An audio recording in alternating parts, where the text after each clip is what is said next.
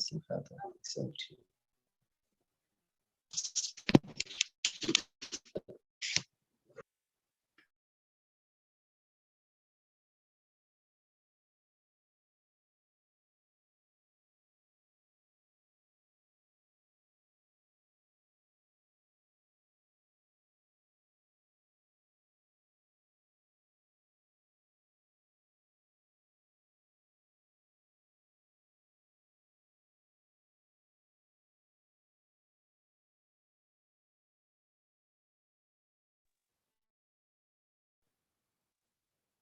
good evening, everyone.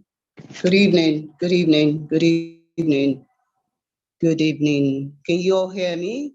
Can you hear me? Yes, we can. Great. Yes. Yes, you can. Okay, good evening, everyone. Welcome to this program called My Age, My Fertility. This program was put together from the fact that I get a lot of inquiries from people asking me that, oh, I've tried this, I've tried that, nothing is working. What are my options? My in-laws are after me, my friends are after me, I'm tired of leaving. And I keep saying to them, or most times I say to them, have you been to the doctors? What did they say? Did they tell you about the quality of your eggs? Did they tell you about the quality of your sperm? I'm like, oh yes, they did, but this, but that, for some reason, cultural reason, one reason or the other, I don't want people to say this. I haven't taken up the option. So we have brought together, we've decided to do this program. And most of us on the platform tonight have gone through this journey. So on the platform tonight, we are not talking as professionals. We're talking from our hearts to you.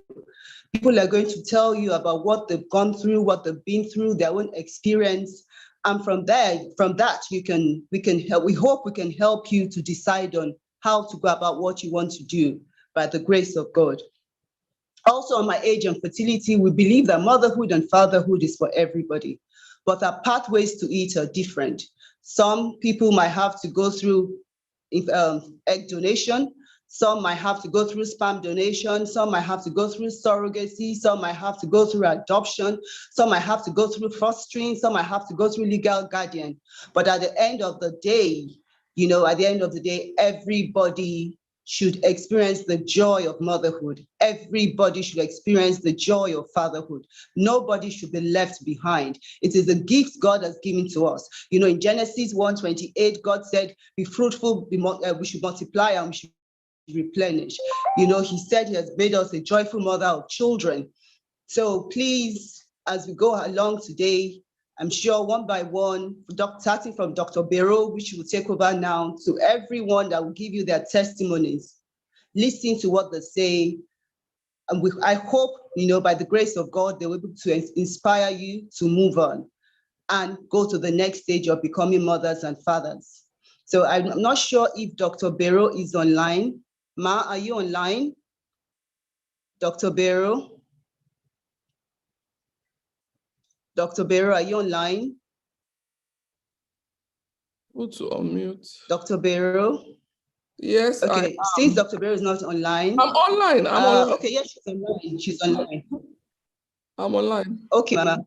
Okay, Ma, please, talk to us about infertility in general, also about egg donation, sperm donation, why people need to go through egg donation or sperm donation, why you advise people to go for surrogacy. So, Ma, please feel free and just flow for the next 15 minutes. Okay. Hello, everybody.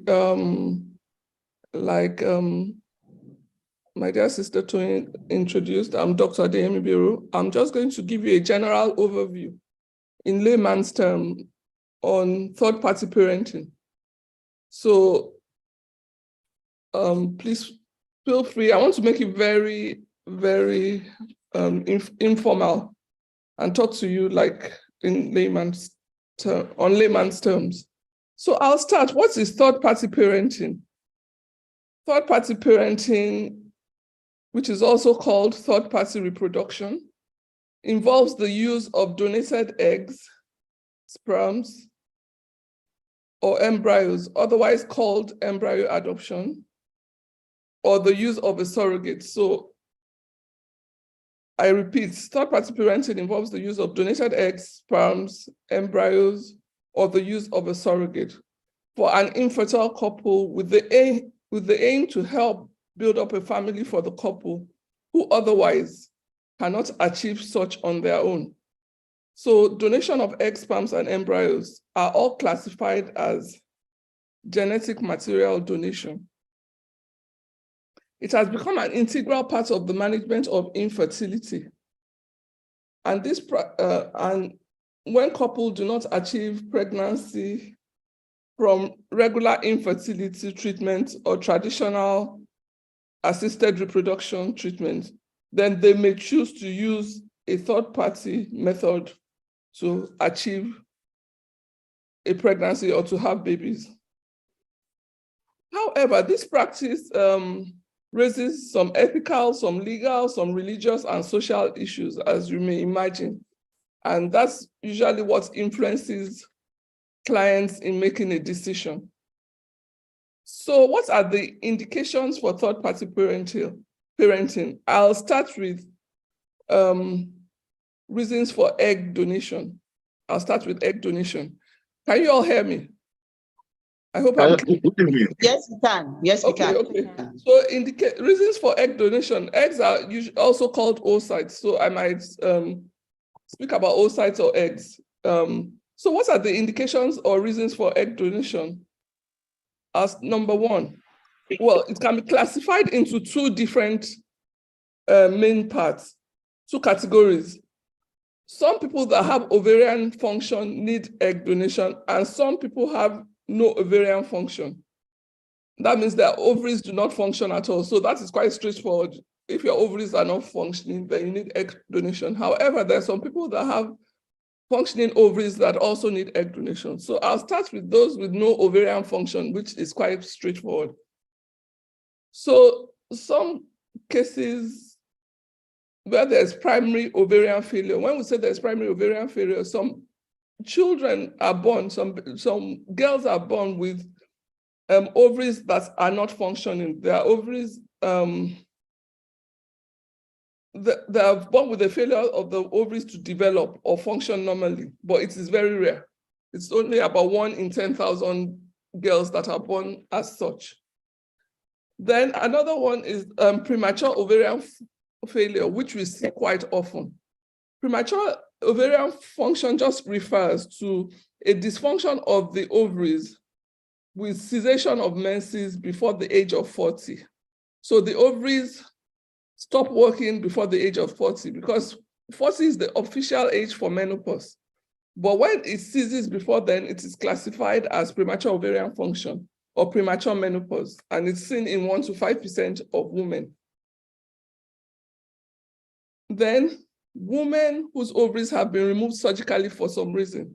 Some people have had their ovaries removed either because they have very abnormal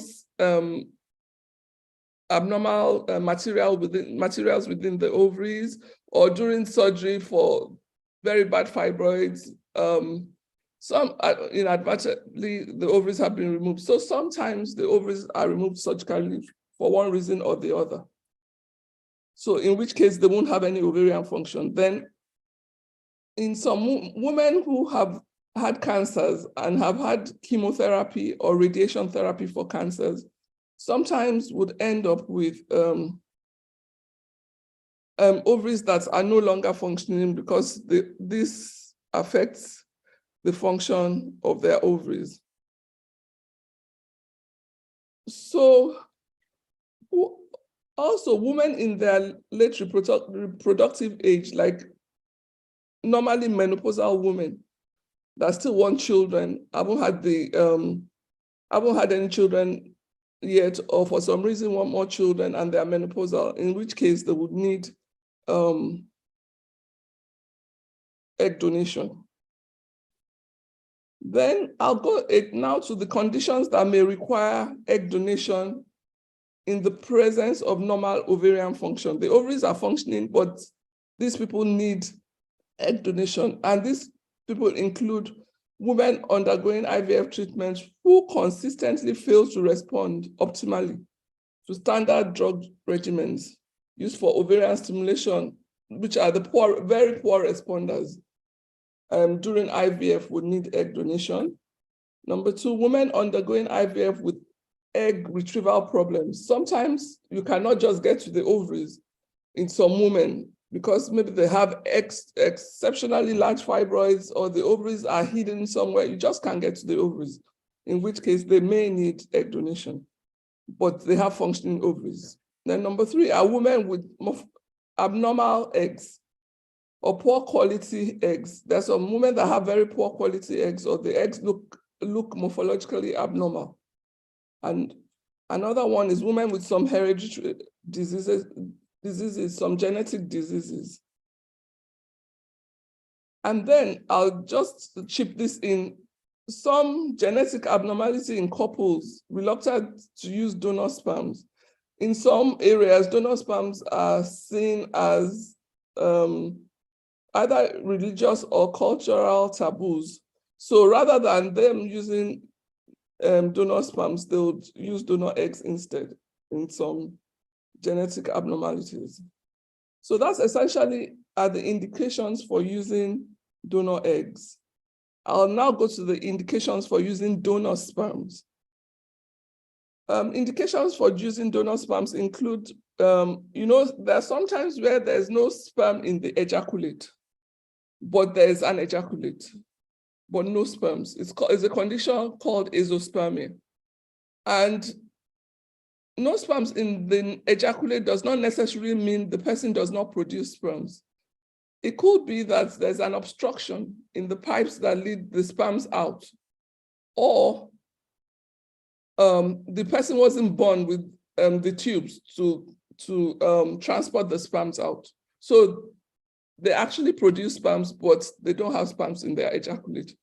Or however, in some, they have a production problem where they do not produce sperms, in which case you have to check to know which one you are dealing with. So in those that produce sperms in the test, that do not produce sperms in their testes, then they would need donor sperms as an alternative. However, some have no sperms, I repeat, some have no sperms in their ejaculate because they have blocked tubes or they have no tubes, in which case we can go into the testes to get the sperms to use for the IVF. But when they don't produce, there's nothing we can do in such instances, in most cases, in which case they have to resort to donor sperms. Then some men have genetic diseases that can be transferred to the offspring. So it's advisable they go straight to use donor sperms. And the third category of people, indication for donor sperms are secondary testicular failure, like the ovaries can fail, the testes too could fail, especially as a result of chemotherapy and radiation, as might be needed for treatment for cancer. In which case, we would advise that such people, before they go for their treatment, they freeze their sperms, because the treatments may affect their production of sperms. So those are the third category of patients that would need donor sperms. Now I go into embryo adoption, the third part of parenting, of third-party parenting. What are the indications for embryo adoption?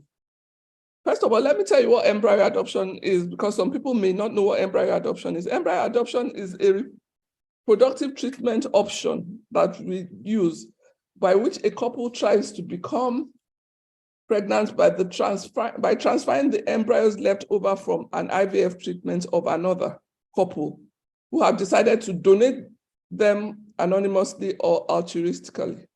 So when we have excess embryos a lot of times in IVF, which we would freeze most times.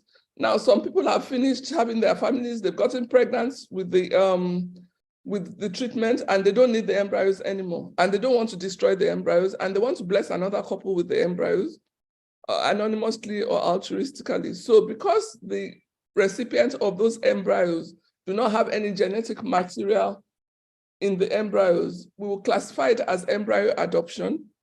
And in which case it is like adopting your own baby and carrying your baby you've adopted. So that's what embryo adoption is.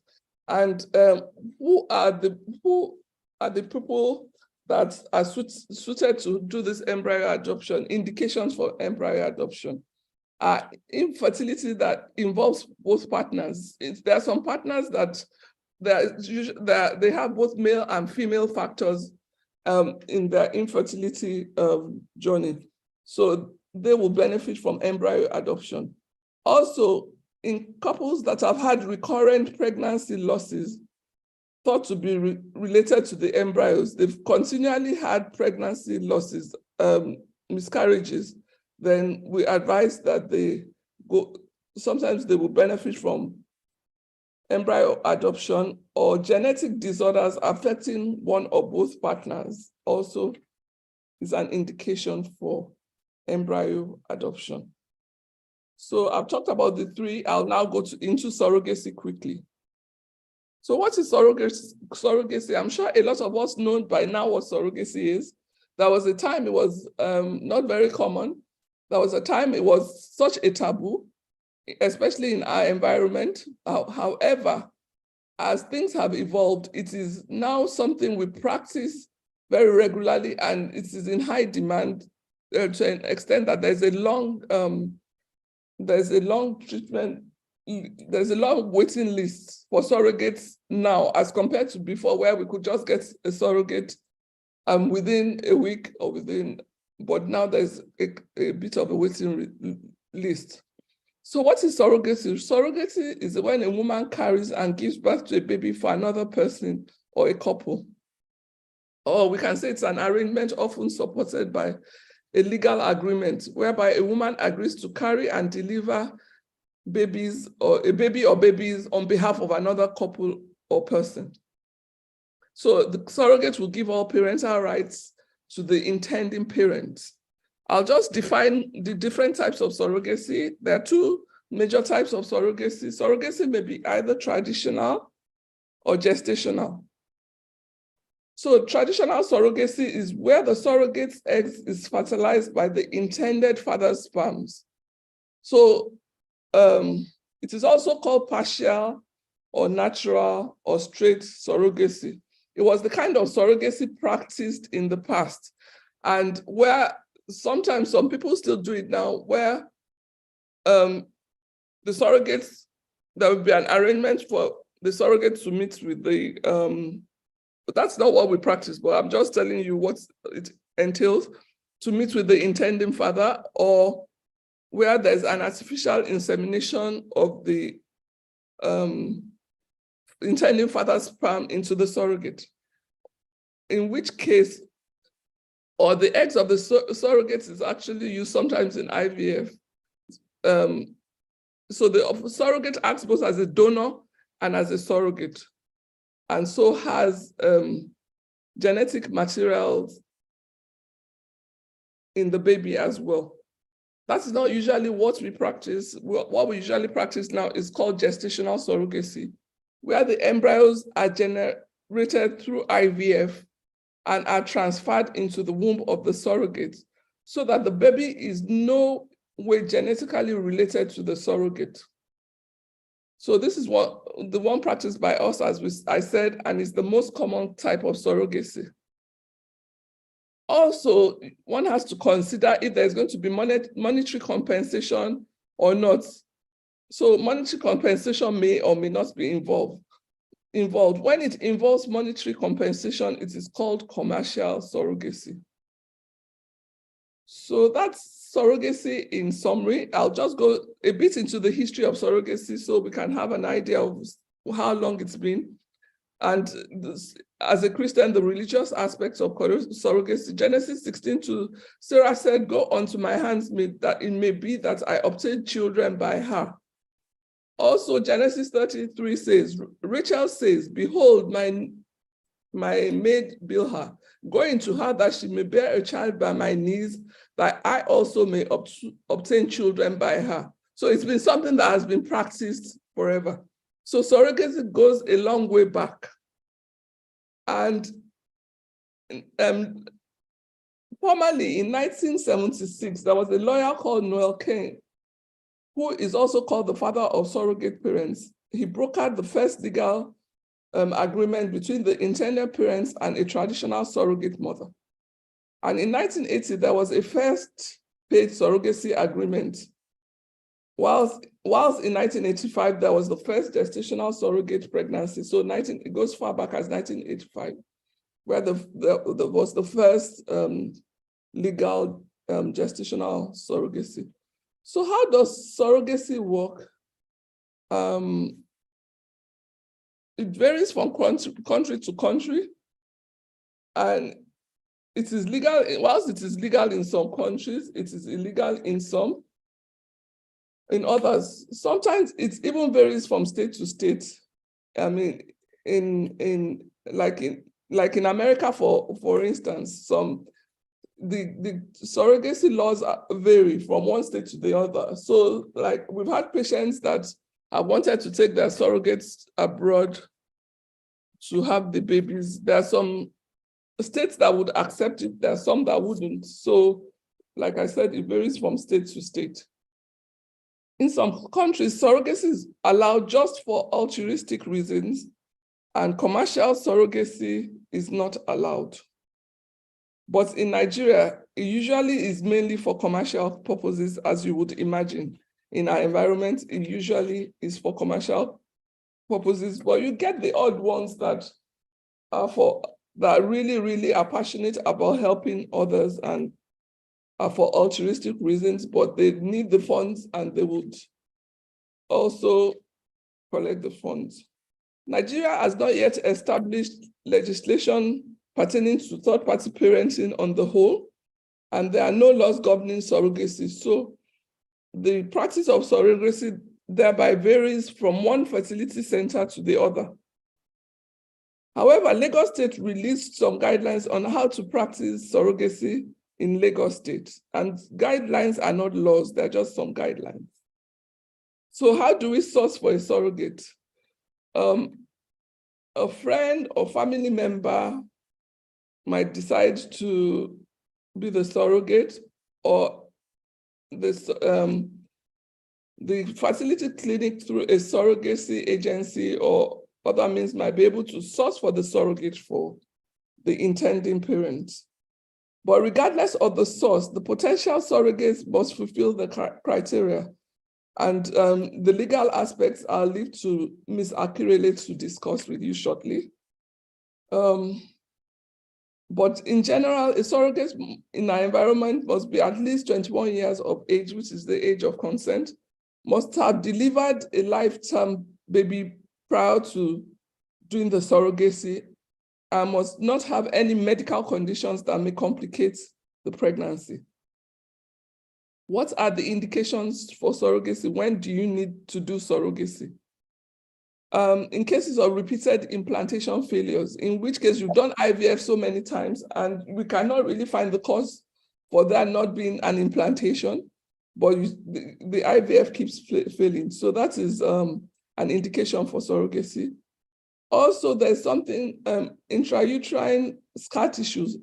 There's something called Asherman syndrome that is quite common in our environment because it occurs especially a lot of times after fibroid surgery, where the lining sticks together and there's severe scar tissue. It is one of the greatest challenges to treat, and the person usually sometimes still has ovarian function, but cannot have a period, cannot menstruate because there's so much scar tissue. And in which case, sometimes the surrogate is the only alternative to the patient having their own child. Also, an absence of the womb, absence of the uterus, which in some cases, some babies are born with no wombs, and some are surgically removed, like after a very bad fibroid surgery, or as sometimes to save lives, very bad obstetrics situation where the patient is bleeding, they remove the womb sometimes. So in such, anyway, when the wombs are surgically removed, then there's no other alternative but to use a surrogate. Then there are some medical conditions where pregnancy is contraindicated, and it is as the mother would be at risk of her life if she carries a pregnancy, that like some very bad congenital heart, some very bad heart diseases, kidney diseases, and things like that, in which case they are advised to use a surrogate. So that is third-party parenting in summary. It is an evolving practice in Nigeria. But in conclusion, I still believe a lot of public enlightenment is needed so that couples will avail themselves the opportunity to make their dreams of parenthood a reality. Thank you, everybody. So, thank you, Ma. Thank you very much. But I just want to ask you one question. Yeah. Would I say how unusual or how common is it for egg donation and sperm donation in this line of, third-party parenting? Okay. Because, is it, go on, Ma, go on. Common. Definitely egg donation is very common. It's common. It's extremely common. And we thank God for that option, or a lot of people may not have children today, not for that option. And since it's evolved, egg donation is very, very common. Sperm donation is not as common. Okay. Probably because the indications for sperm donation are not as common as the indications for egg donation. Because a lot of times, a woman is born with all her eggs the day she's born. As she ages, the eggs diminish in quality and quantity. So unlike a man that continuously produces sperms over an appreciable part of his life. So how did you get men not having sperms? Although, like I've stated the indications for sperm donation. So it's commoner for a woman to need eggs than a man to need eggs. Then I go back also, when there's an issue, it is easier when the embryos formed are not of very good quality in a couple, for instance. We've always said that a good egg, a young egg will compensate for a bad sperm, but not vice versa. Bad sperm. Normally, yeah. So if we are to change anything, we will change the eggs with consent. So egg donation is commoner than sperm donation. Okay. Is there anything to be ashamed of? Ashamed of? I'll say absolutely. Because sometimes people see it as a thing of shame. Absolutely not.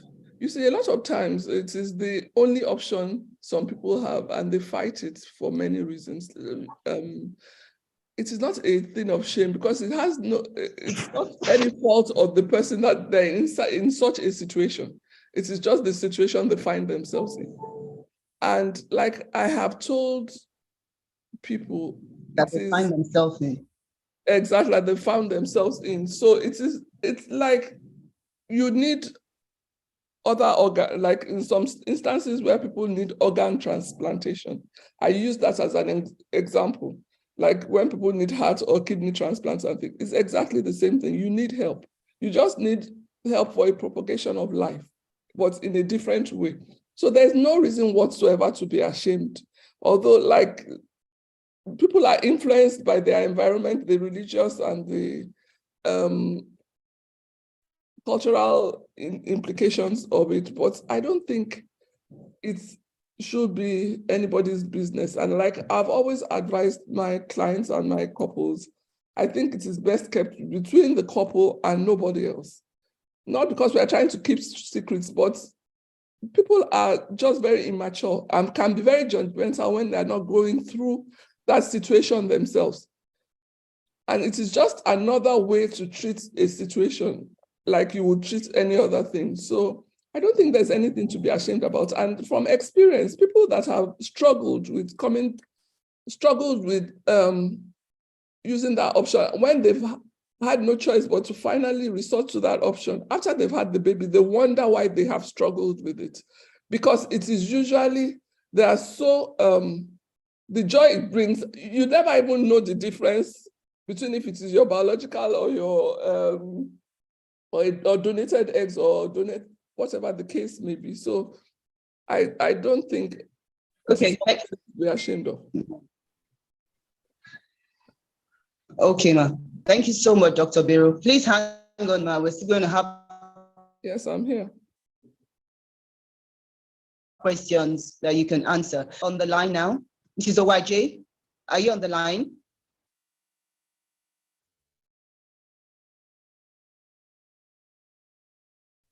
Okay, Mrs. Douglas, can you please Hello.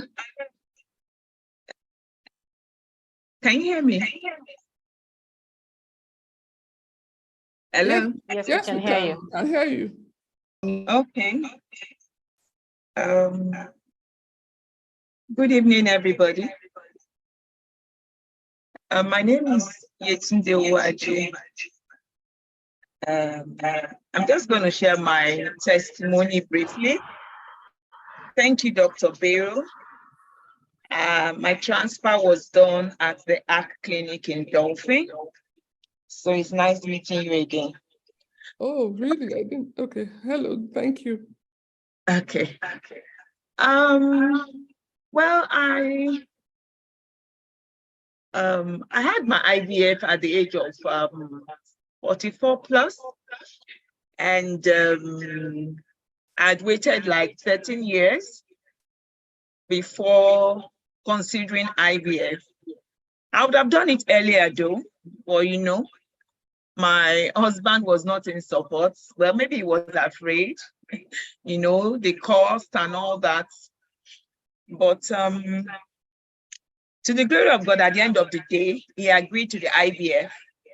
And by the time we decided to have our IVF, all the clinics I went to told me they couldn't use my egg, and that I would have to use an egg donor.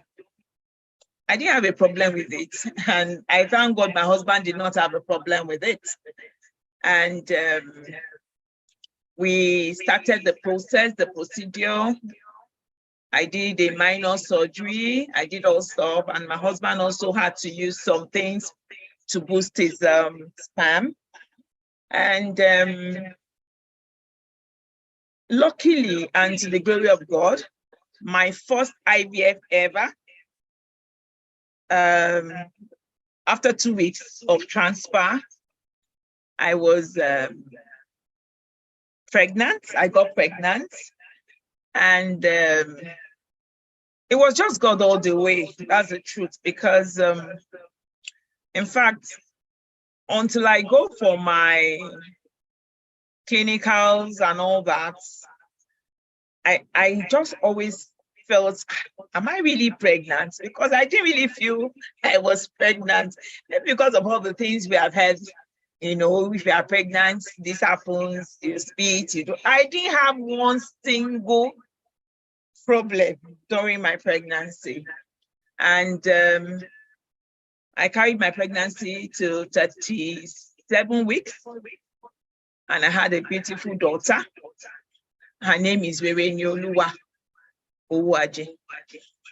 Thank you.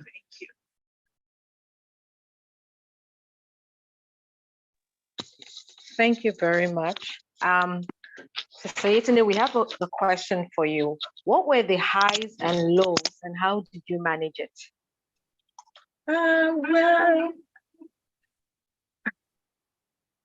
the high and low.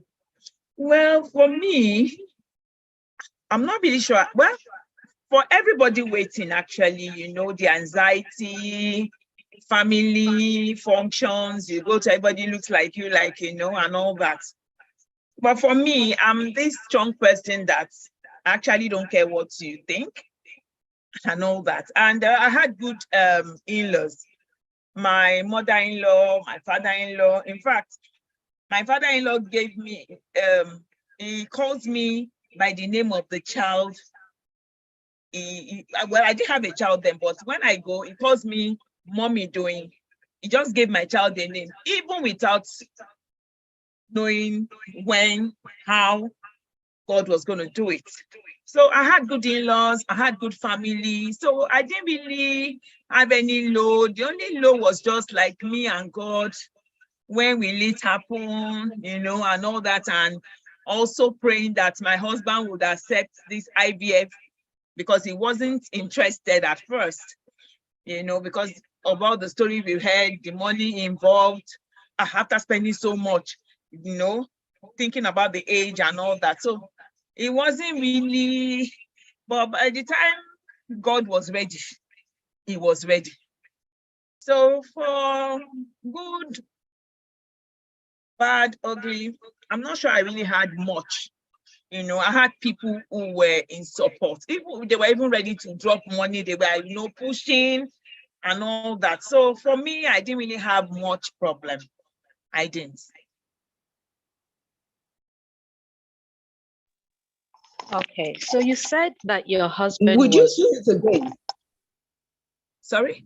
Okay, go on. Tayo, go on. Okay. Tayo, please go on. So you said initially your husband was not in support. What did you do, or how did you get him to turn around to accept the option of egg donation? Well, no, not the egg donation. He didn't really have any objection with the egg donation.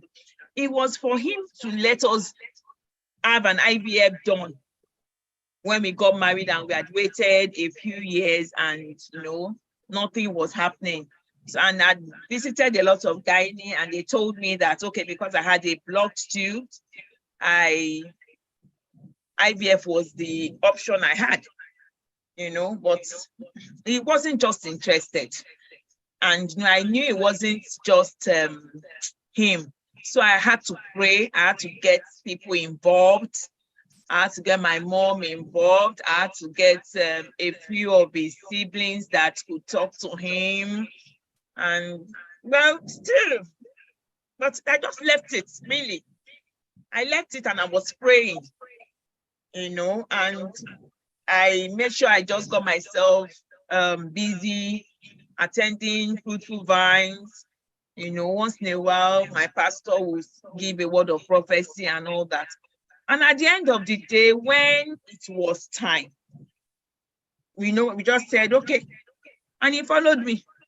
And I was shocked. Even when they said we're going to do egg, it was going to be an egg donation stuff. I thought he was going to say, no. I was even the one that didn't want egg donation. I actually told the doctors, and I wanted to fate it, that I was going to use my eggs, blah, blah. But thank God for friends, because I had a friend then who had done.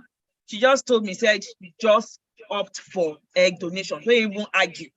Because she did hers and it failed, and that was because she refused to do the egg. So I didn't have an issue with it. And when they all said that was the only way, I said, no problem. So I went for it. So my husband wasn't against using egg donation. Never for once. It was just getting him to do the IVF. That was the issue at first, and God took control of that.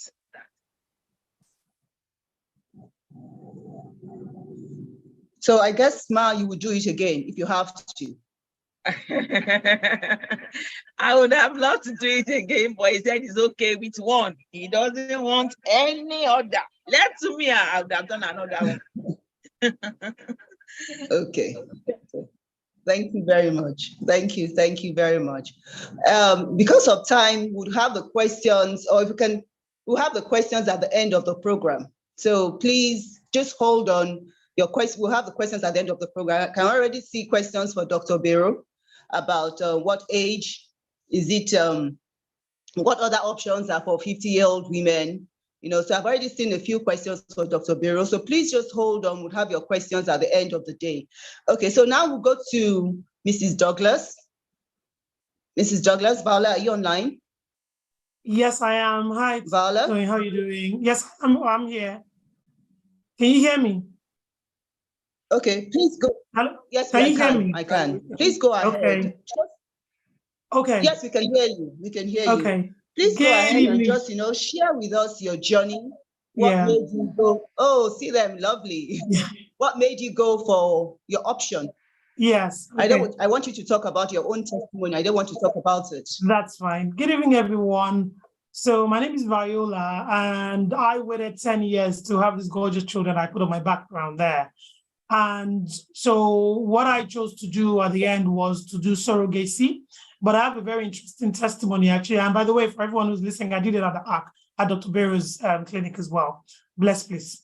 So after I'd waited 8 years and tried numerous IVFs that didn't work, not one worked, not one, not even that I was getting pregnant and they were failing, not one worked. So when I got to my 8th or 9th year, actually, and the last one failed, I mean, Dr. Barrow and I looked at ourselves and were like, okay, what next? So we thought, okay, why don't you, since obviously I wasn't getting pregnant and I was having great embryos, great embryos. And I tried abroad, I tried in Paris, London, Nigeria. So we thought, okay, why don't we take out my womb as an equation and try surrogacy? So we tried a surrogate, put into a surrogate on myself. And I must tell you that it both didn't work. So it's not even a sure banker, it's only God that gives children at the end of the day. So I said, let's go again. So we went again. And this time, to the glory of God, the surrogate got pregnant. The surrogate got pregnant, and I didn't get pregnant. The surrogate got pregnant, and I was overjoyed. But when Dr. Barrow told me it was just one fetus, one second baby, I was like, no. Time had gone. I was at 9 years. I wasn't waiting. So the next thing was we tried again, and the next thing was I then became pregnant myself, my own womb, and carried my second child. So within 4 years, after 10 years of trying, within 4 months, I now have 2 children, a girl and a boy. So surrogacy helped me. And I think honestly that I sometimes think that maybe because the surrogate was already pregnant, I don't know, I just relaxed and everything just worked out. And then I was pregnant as well myself. So now I have 2 children, one I carried and one I have through surrogacy. So that's my own story.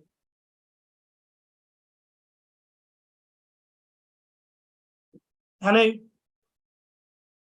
Okay, so Hello?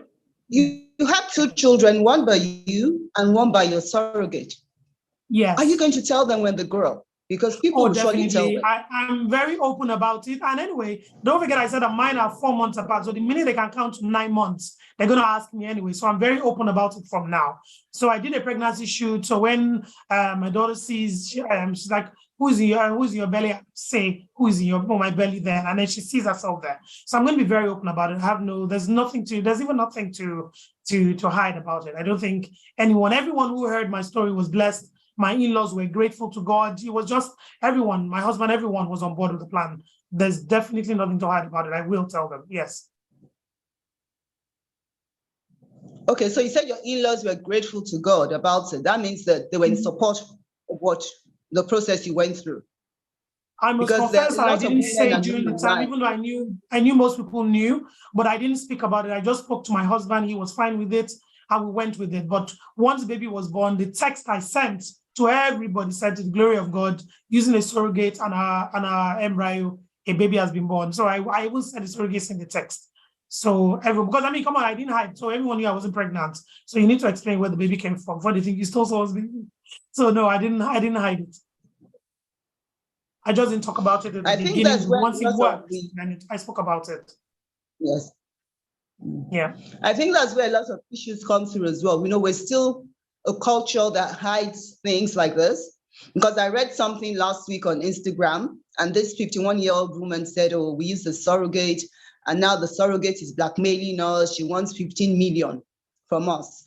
So the issue is because, yes, then that 15 million will not end there. She's definitely going to come back again and ask for more. So it's always better. I know it's not easy because of our culture and religious reasons.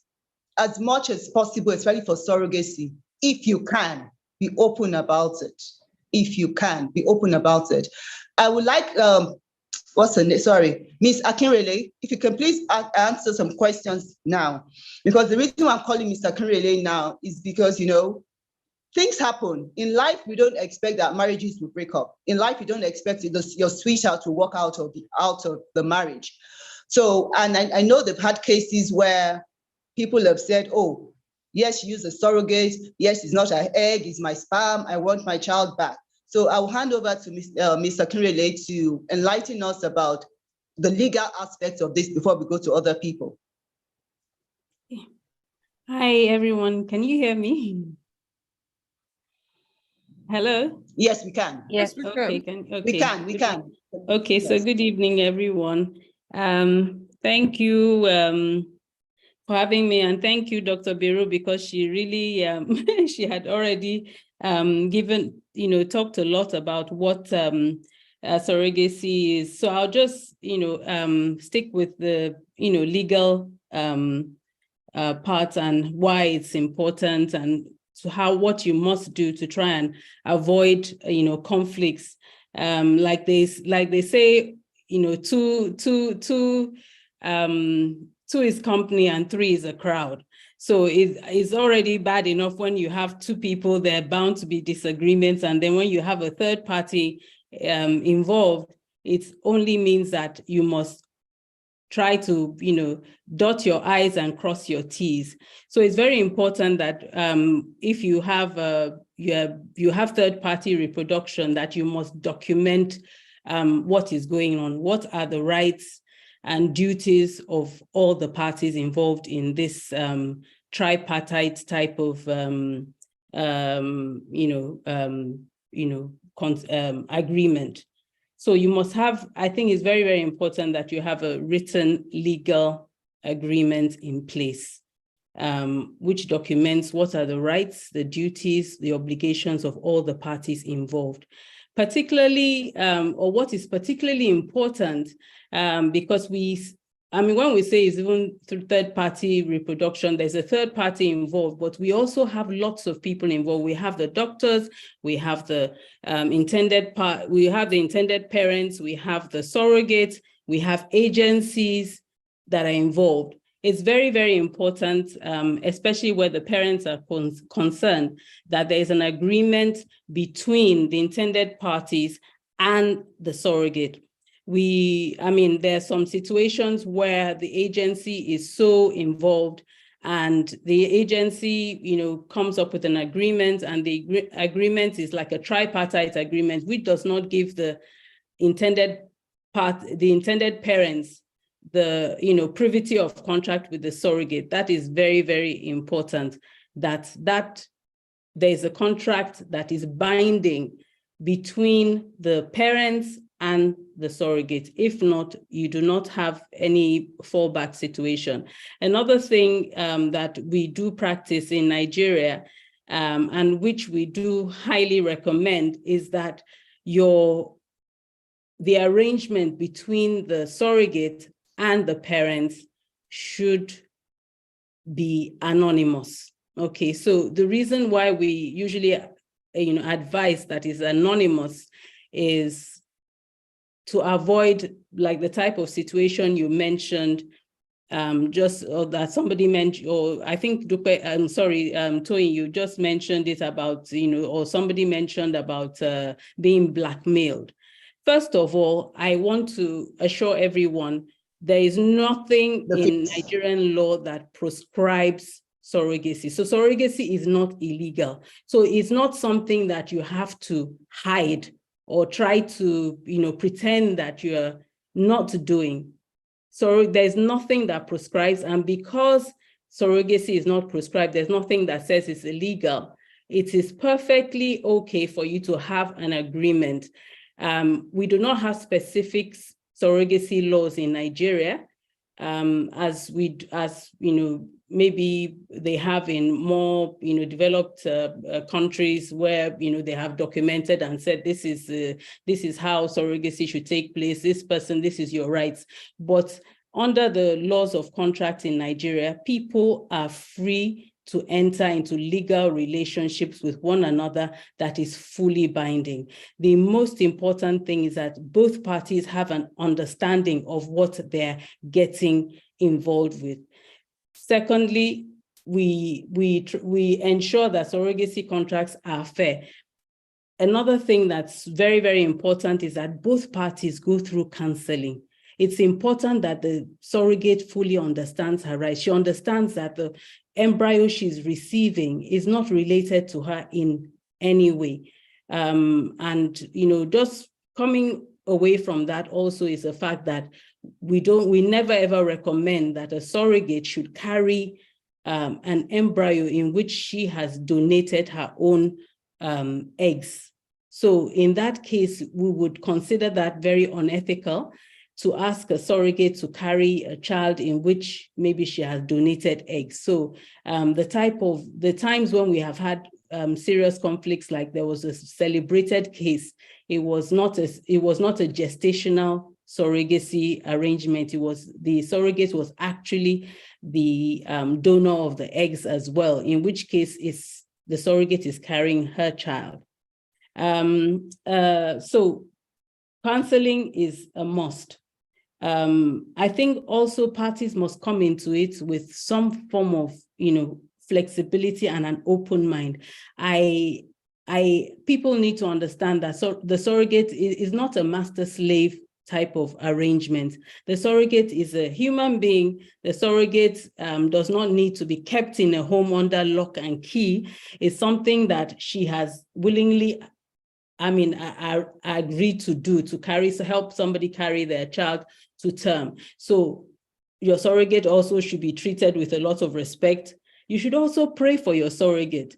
The surrogate is carrying the child, but I think one thing people neglect to do is to neglect to do or fail to understand that your surrogate actually needs your prayers as well. So just look at it as if you were the one carrying the baby. You would need prayers and you want prayers. So pray for your surrogate to be supportive. It's not all about the money. People go over and beyond in terms of what they're paying to the surrogate, or people sometimes feel that, oh, because I'm paying somebody to do this job. Believe you me, I want to explain to you, for people who understand spiritual things, a lot of the times the surrogates to go through a lot carrying the pregnancy. I've talked to so many surrogates and they will tell me what they've been through. Sometimes they almost lose their lives.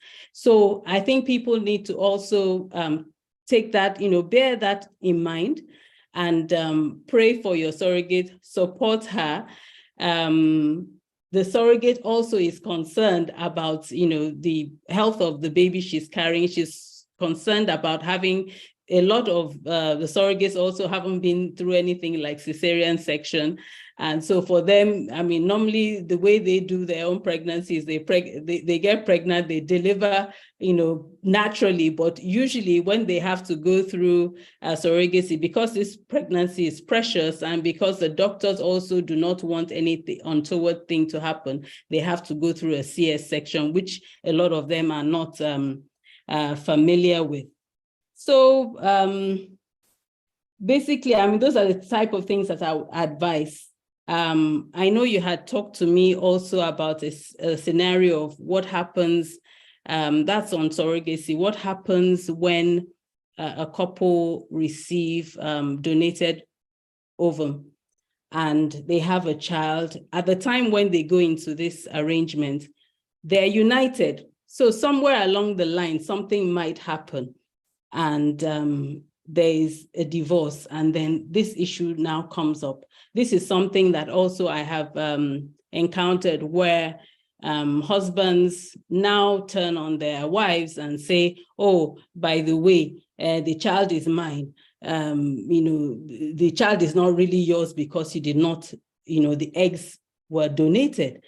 And, when you see scenarios like this, you begin to wonder, when you went into this thing together, you both agreed this was your child and your wife was going to be the mother of the child. So what do you do in a situation like that? Well, Nigeria, we don't have specific laws on this matter, but really by the time you go through surrogacy, and you have a birth certificate, the name indicated on the birth certificate is not the name of the surrogate, it's the name of the intended mother. So the intended mother is the mother of the child. Also, even in the UK, if you use donated eggs, you gave birth to that child, you are the mother of the child. And that's why, when you do go through surrogacy, and if you live in the UK, the surrogate is still recognized as a legal mother of the child. And so she eventually has to give up her parental rights concerning that child. I'm yet to see, in Nigeria, we've had couples where they've had a child and they had donated ovum. I'm yet to see a court that is going to come. It is a matter that will be decided by the court or by the judge or the magistrate in that case.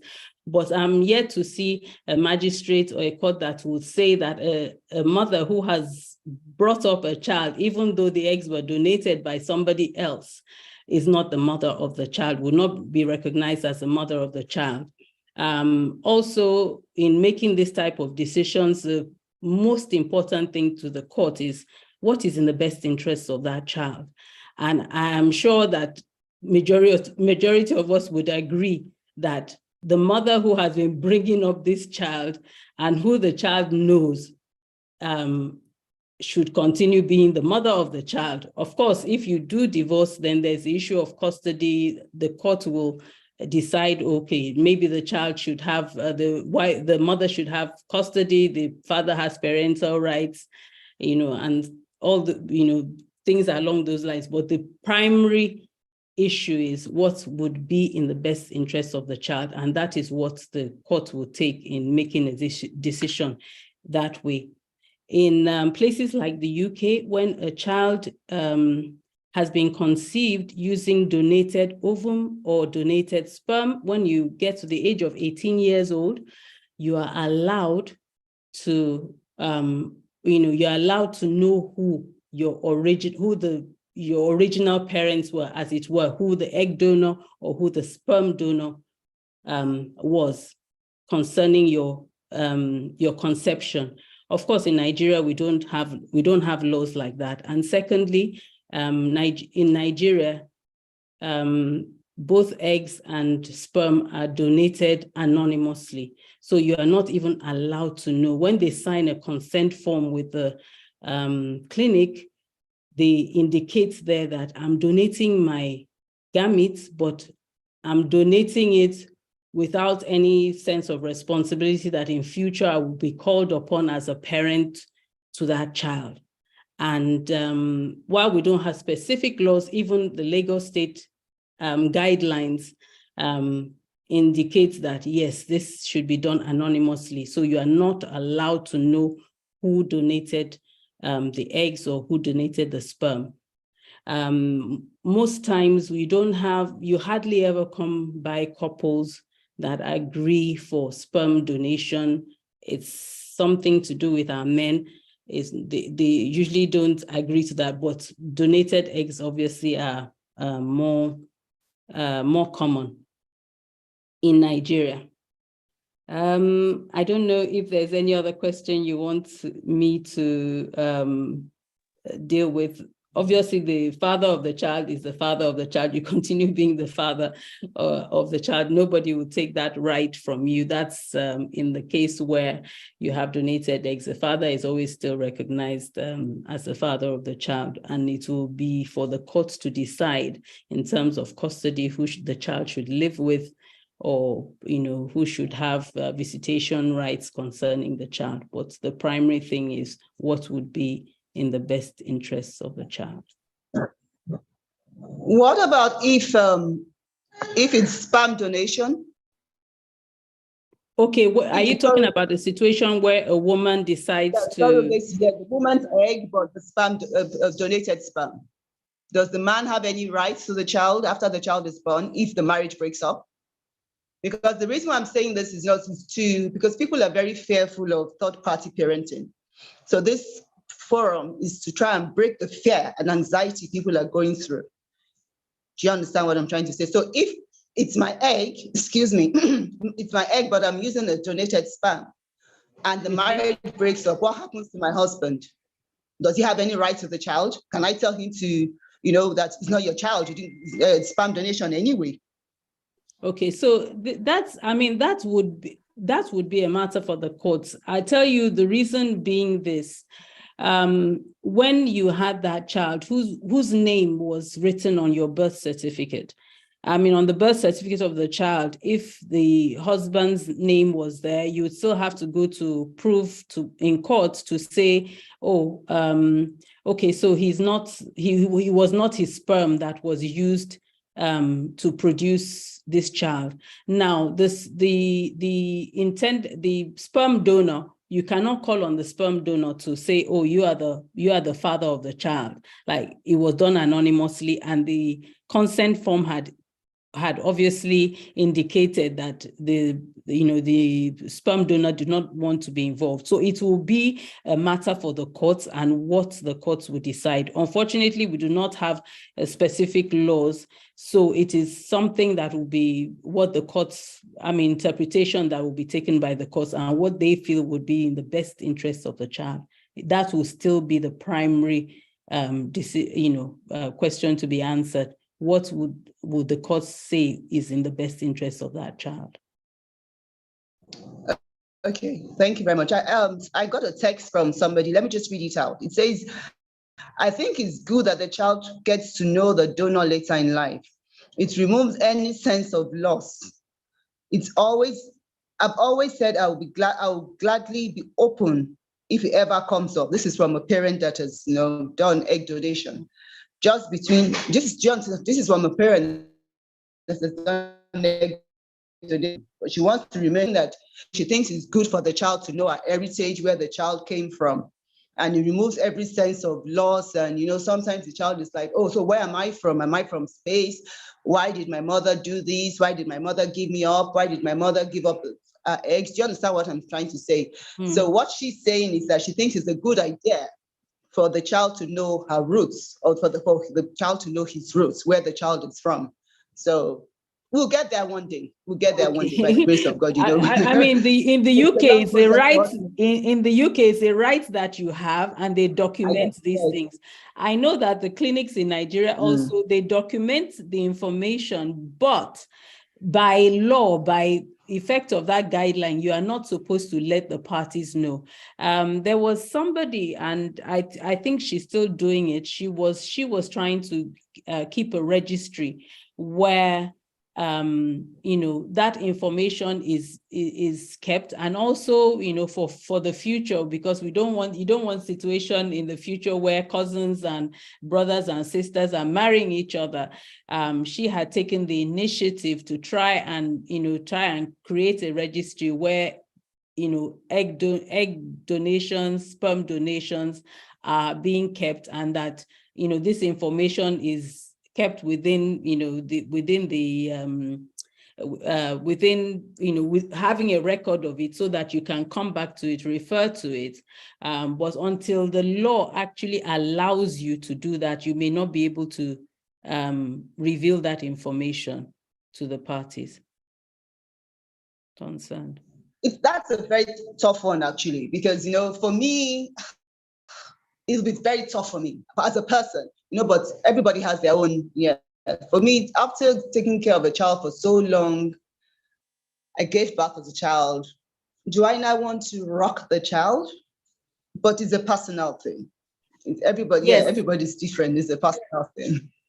I totally agree with you. The way, in fact, even adoption, the way adoption is done in the US, you can adopt a child, and all throughout the process, up to age 16, you have to report to the original parents, send them pictures of the child, see how the child is doing, and you could still lose that child.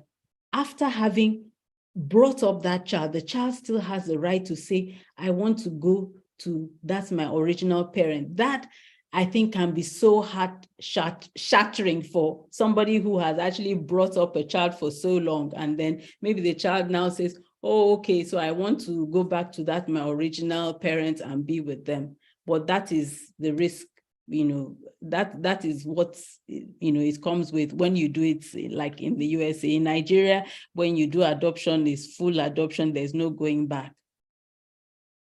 So those are some of the concerns.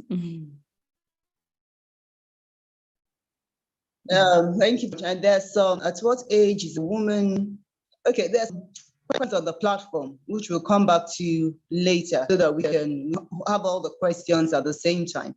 Thank you very much, Dr. Sorry. Yeah, maybe you never know, Doctor. Thank you very much, Mr. Turele. Definitely come back to you. Definitely come back to you. Thank you so much. Okay, Mrs. Ojusi, are you online? Mrs. Ojusi? Mrs. Ojusi, can you hear me? Hello? Mrs. Ojusi? Okay, yes, Mrs. thank Ojusi, you. are you online? Yes, I am. I wasn't allowed to mute. Okay, ma'am. Mute. Okay. Good evening, everyone. Or good afternoon, Okay. good morning.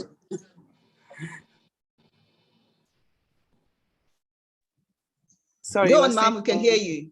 Okay, I okay. said, tell us about your journey. Just talk to us general about your testimony and encourage the women and men on. Okay, well, my journey is kind of interwoven.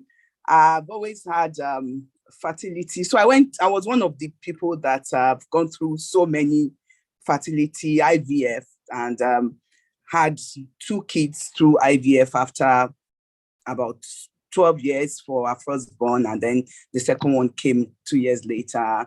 And then we kind of agreed earlier on in our marriage that we're going to adopt, but we also agreed that it would be after we've had our own children. So, well, we had our children, and then one of our boys passed at the age of 6. But before he passed, we were actually trying to have, more children. And we were like, one thing that I knew was that, I saw that, and my mom confirmed that I was going to have a girl. So I'm like, okay, we're going to have this, we're going to have this. And it didn't happen. After I left, we tried several times, IVF, both in Nigeria, in the US, using my egg, of course, and it wasn't working. And then a couple came to visit, I can't remember exactly when, and they had adopted. And after our son left, my husband was like, look, let's adopt. I actually was the one that didn't want to have, go that route at that time. And they came and shared how they adopted, and shortly after, the wife got pregnant, and I think they had triplets or so. And I started saying to myself, you know what? We already agreed, so I should just, agree and go with it. So eventually I got a book called Tandem, which I'm going to recommend to anyone that is thinking, of going through, adoption. It really helped me. And I read that book. It was a faith-based book. And I got to learn a lot about, the term adoption, even as a Christian, as a believer, as a kingdom, person. So that gave me a lot of comfort. And thank God, we got a baby girl, which we knew from birth. And shortly after that, I was encouraged to actually go for another route of IVF treatment. Of course, because of my age at that time, I was over 50. Most of the eggs came out, abnormal, which means I couldn't use them. Thank God we're testing. And eventually opted for donor egg. And at the first try, was successful, and had a bouncing, beautiful baby girl a month to my 52nd birthday. It was quite uneventful. And what I would like to say at this stage is, when I was thinking about today, I thought about myself and I thought about my journey. I thought about the fact that when I started doing IVF back in the early 2000s, 1990, I think 1999 thereabouts, or 1998, yes.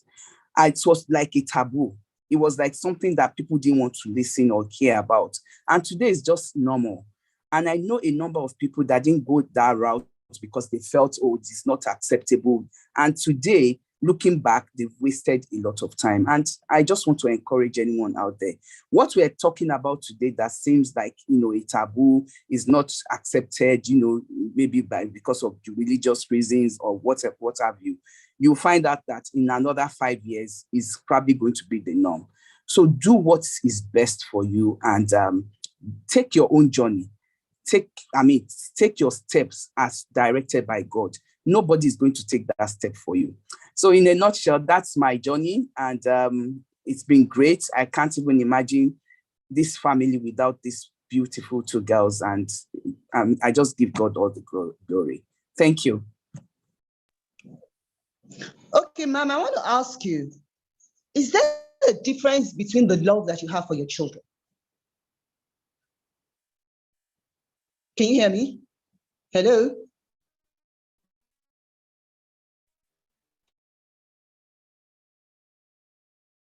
Okay, I'm not going to unmute my phone. Hello? Okay. Okay, so absolutely not. I don't know about other people.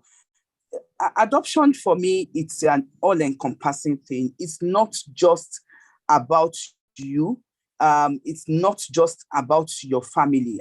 The way I like to think about it is the child that is coming into the family is the reason for the adoption. You are not the reason for the adoption.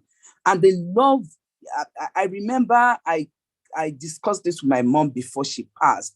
And I was quite taken aback by something that she said, because I just said it in passing.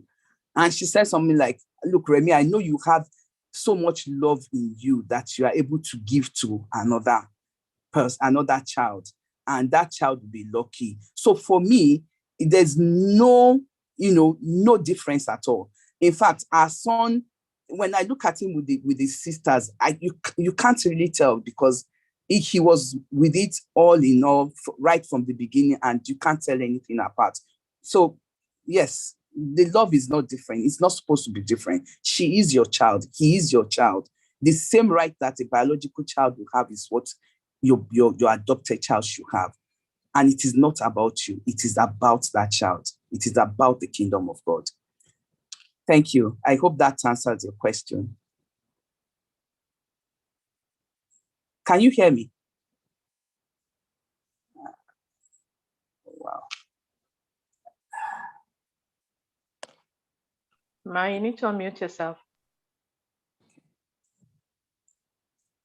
Okay. Oh, yes, sorry, we heard the last breaking thing a you bit, said but I about hear it's you. not about you, it's about the child. We heard it. Okay, sorry. I didn't quite get that. Hello? No, we heard you. You recommended a book. What book is that?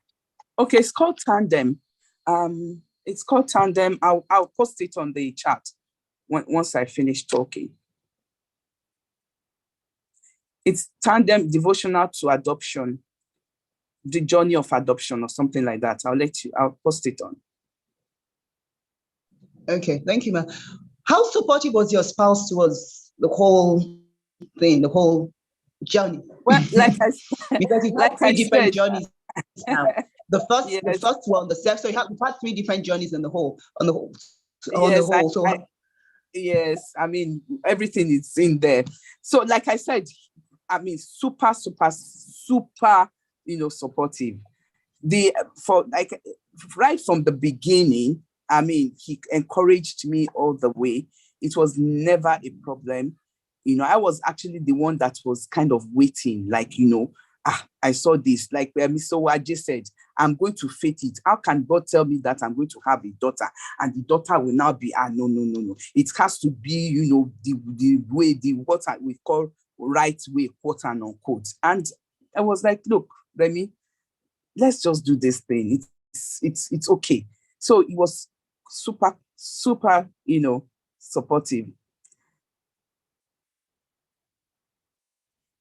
Oh, praise God. Would you ever tell them? Well, yes, I think that's something that's gone through my mind over and over again. But guess what? We are in an information age. We are at a time in life that if you think you are going to sweep anything under the carpet or you are going to hide anything, trust me, it may not. So I believe in being open. I believe in having, because it's going to help you. If from the very young age, you understand, you let everyone know what's going on. As long as you understand, and that's where my own belief comes in. I believe that who we are and what we are, and the journey that we are on, is not for us. Is for the benefit of God and for the kingdom of God. And as much as we all understand that, including the children, is not going to be a problem. The problem is that we try to think about ourselves. This is about us. This is about what people will say about us. This is how people will look at us. How about you thinking that this is me giving my heart, my love, the resources that God has put in my possession to bless the kingdom by expanding it and taking care of those that the Lord has put my way? There are two different schools of thought. So yes, when the time So comes. would you encourage couples online tonight? Do I encourage? Would you encourage couples online tonight to go for third party? Oh, absolutely. Absolutely, because the reason is this, and I've seen one or two examples of people that's, and if you know anything about me, absolutely believe in God, the power of God, everything, that there's nothing that is impossible for God to do. However, the journey that God has put you on may not be the same as the other person. So you may have a prophecy like me, but the route to getting that prophecy may not be your thinking, because his ways are so far above our ways. His thoughts are just miles and zillions of miles, farther than us. So you have to think, what is my journey here? So I'm going to absolutely encourage, especially for what I call advanced maternal, mothers or candidates or people that are, above. I was quite surprised, Dr. Bero, when you said menopause age is 40. I'm like, really? I didn't know that.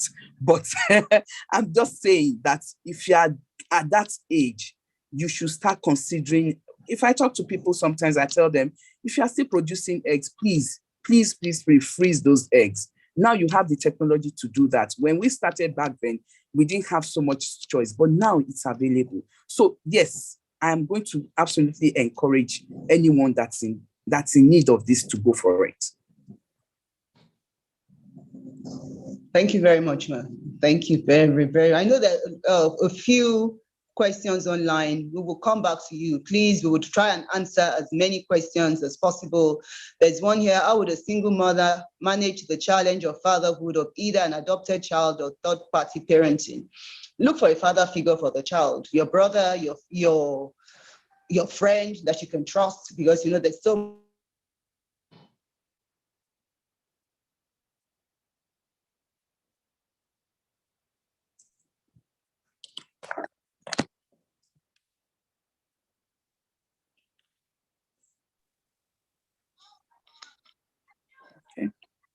Sister Toyin will come back. Okay. I think she was just saying that, it takes a village. There's that expression, right? The adage, it takes a village. Yes. So look for male father figures that can help to raise him. She's back. She's calling me, one sec. Okay, I think she's muted. Okay, okay. Sorry, go on. Sorry, I was network. Technology network cut me off here. So I would encourage any single or any married couple online tonight. Don't say because of that you won't go ahead and do what you need to do. Because so how would you manage the father figure? Or what about if the child asks me tomorrow about his father or father? What would I say? As time goes, God would help you. As time goes, you will cross that bridge when it gets there. But please make a move. Don't say because of that, you won't do egg donation. Don't say because of that, you won't go for sperm donation. Don't say because of that, you won't adopt an embryo. Don't say because of that, you won't adopt a child. Life is full of challenges. When life throws you lemon, you make lemonade out of it. As you go, I'm talking to the person that asked the question now, and generally, as you go from one stage to another in life, things will sort out. Don't say because of when you get because of step 12, you don't want to start step 1. You're just holding yourself back. And I believe by the grace of God, God will give you the wisdom, the know-how of how to go about it. We had a program about 2 years ago called "Would You Tell Your Child They're Adopted?" So if you want the recording, I can send it to you on our YouTube channel. If that would help you regarding the father figure, I will send it to you. So please go ahead with what you need to do, and God will help you. We have 2 more speakers, then we'll go to the questions. So we have Mrs. Jota West that will talk to us now. Unfortunately, her husband cannot be here tonight. She would explain to you. Then we have the barrister that will talk to us as well. For those that, you can't afford IVF, you can't afford to go for IUI, you can't even afford to see a doctor because of financial reasons. You can't afford to do, you can't wait for adoption because the waiting list is so long. What is the next step for you? There's so many other things that can be done. There's legal guardian. I won't want to talk about it, but he will talk to us about it after Mrs. Dutton West. Mrs. Dutton West, can you please unmute and share your testimony? And encourage the women online. Mrs. Dutton West, Mrs. West, are you online? Mrs. West? Mrs. West, are you online? Okay, yes, go on. no, I was muted. Good evening, everybody. And Okay. I'm standing here on behalf of Deji. I'm supposed to be speaking about her, his own perspective from the male side. I hope I do justice. So basically, it took us 19 years to have a daughter, and we tried various IVF cycles, and it failed before we adopted for going for surrogacy. I would say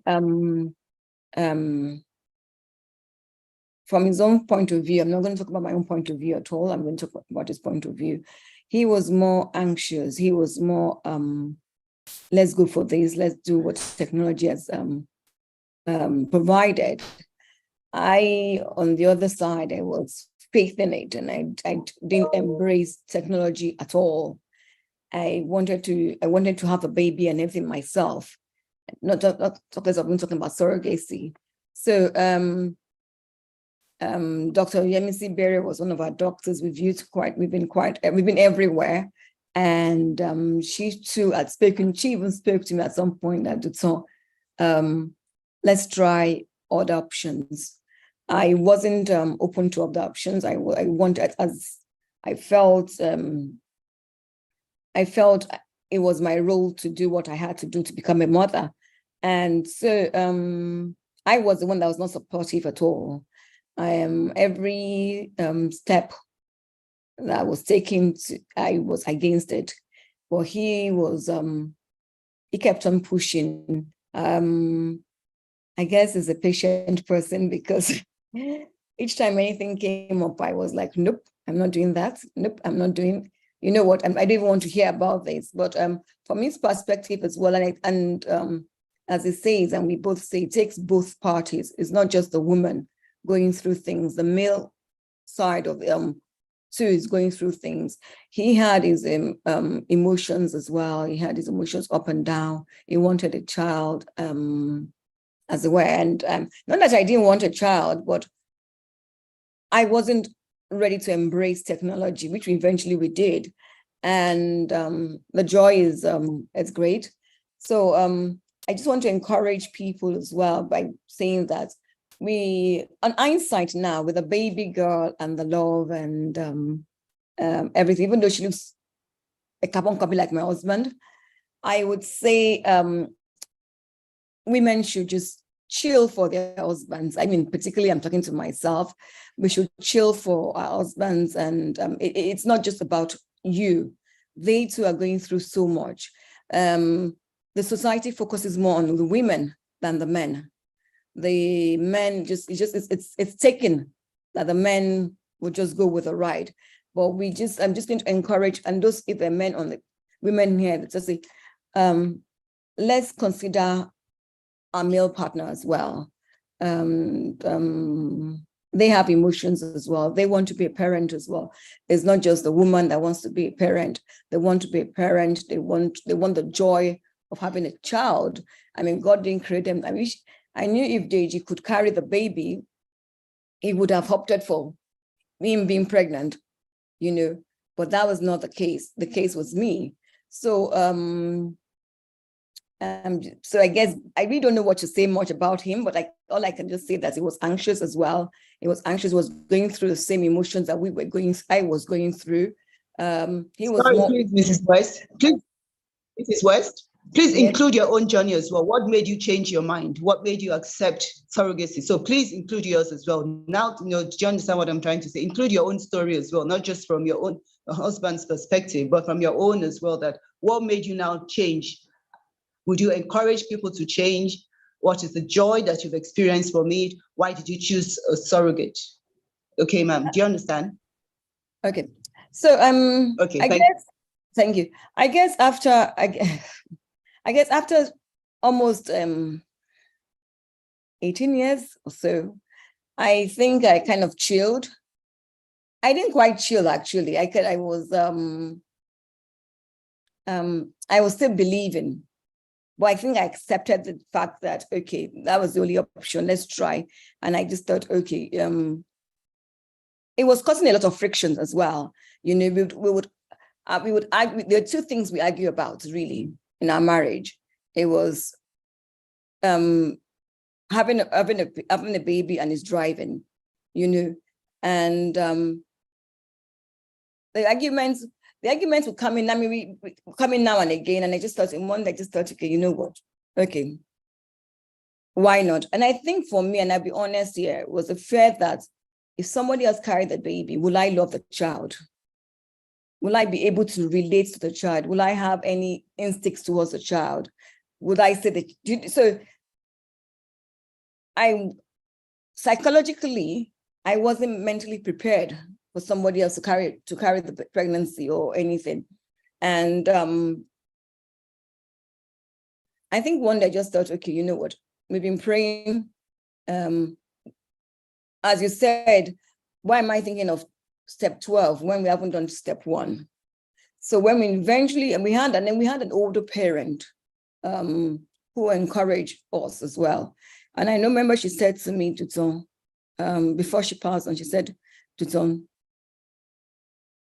Shesurufu, let him be, let's see what is going to happen, Shesurufu. And I thought, okay, no props. I didn't have pressure from my parents or from my in-laws or from my own family members. It was each day it was, okay, my in-laws were supportive, so they kept on supporting me. So I think I didn't have that pressure to say, okay, I must do this.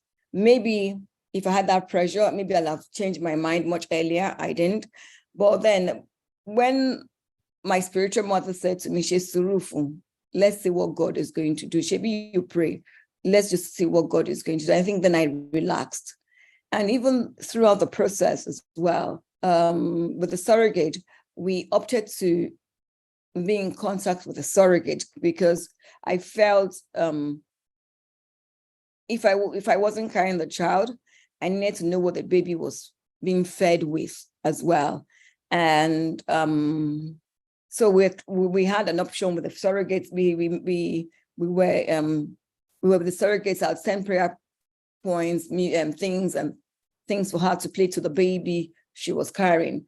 And mostly, really, I think when I released myself from fear, I was able to embrace it as well. And I could see, and another thing again, I could see the joy it brought into our relationship. And we had just one thing to quarrel about instead of two, you know. So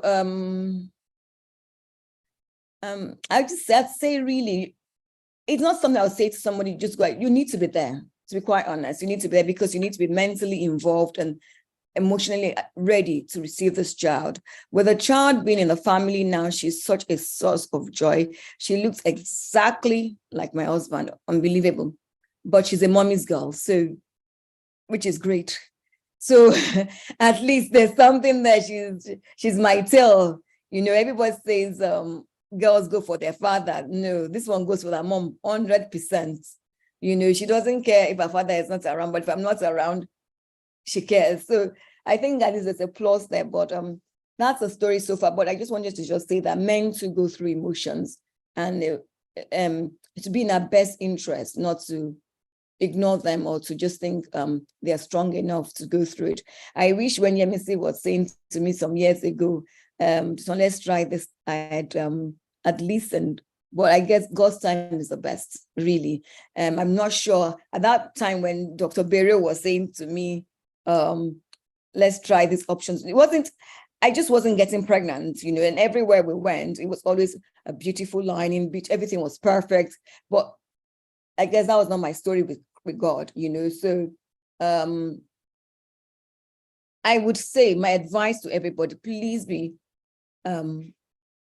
mentally ready, you know, because there'll be times where the child will come and you are, the child is like your skin, really. You can't shake away the child from you.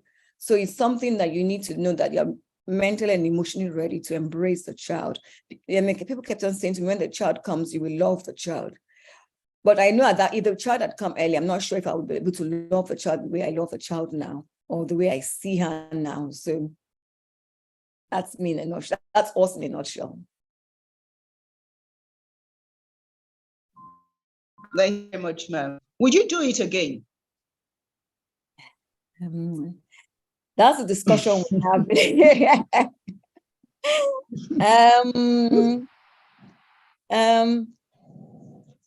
People online. I'm just asking, you know. I mean, it's a discussion we're having. And I think for me, I've always wanted to have more, but for me, I think right now, at this point in time, I'm still enjoying her. I think I'm being, I'm so attached to her. I'm not sure I want another being coming to take that love from maybe I'm being selfish yet now that I have this child. But for right now, I'm not in that mental state to say I want another child to compete with my love with her. I just want her to myself. Okay. The reason I'm asked the question is, you know, that which you've answered anyway. The joy it has brought to you, the love it has brought to you is like a whole new you. And I'm sure in a way you can't remember the past 19 years looking at this child. No, I can't. It's just like you just so think. You, sorry, go on, ma'am. I said maybe. Go on. I said, no, I can't remember the past 19 years. It's just, you know, it's as if it never happened. 19 years never happened. The joy has wiped off that 19 years. The joy she has brought into your life. Amazing, wonderful, great. Thank you very much, ma'am. Please stay online. We'll come back to the question and answer very soon. Barrister, Are you online? Barrister, sir, are you online?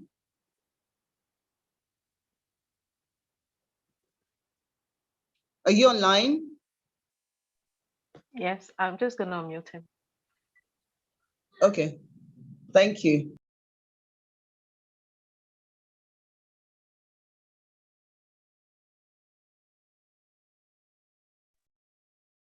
Sir, you have to accept to be unmuted. Okay.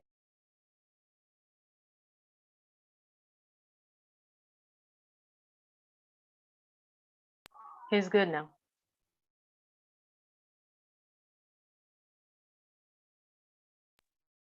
Barrister, are you online? Okay, Mrs. Duton, before Barrister comes online, there's a question for you that how did you deal with people seeing you with a baby but not seeing you pregnant? Mrs. Duton, West. If I may say, you know, the thing is, you know, you have to grow a tough skin. Who cares? Okay. When you were crying every night. Okay, go on. I really don't think I was part of people seeing me pregnant. And I don't hide the fact that we had that through surrogacy. So, I mean, I'm quite skinny. And I remember somebody saying to me that, oh, you said you just had the baby, but you haven't changed a bit. And I was like, oh yeah, I had the baby through surrogacy. So I think the person was more shocked than I was. You know, because we don't hide the fact that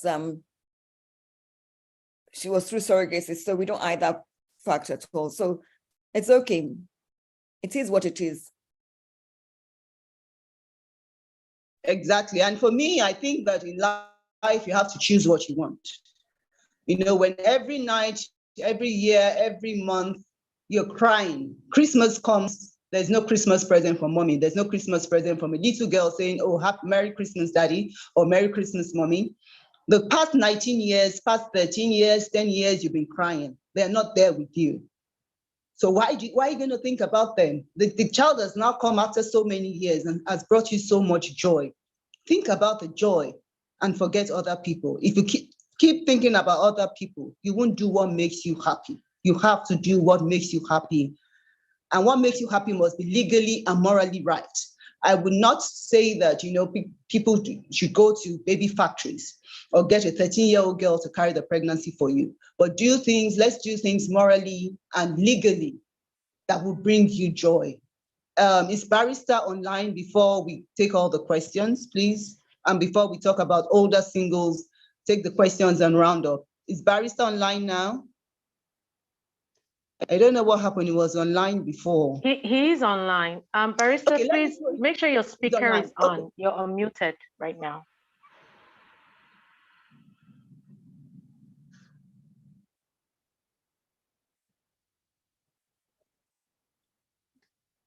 Barrister?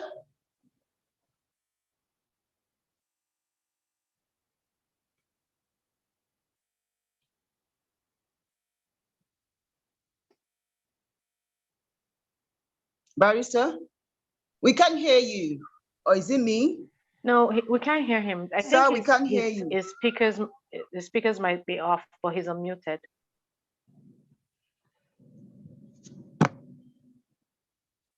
Sir, we can't hear you. We can't hear you, sir. We can't hear you. Tayo, please try and unmute him. Can you please try and unmute him? Tayo?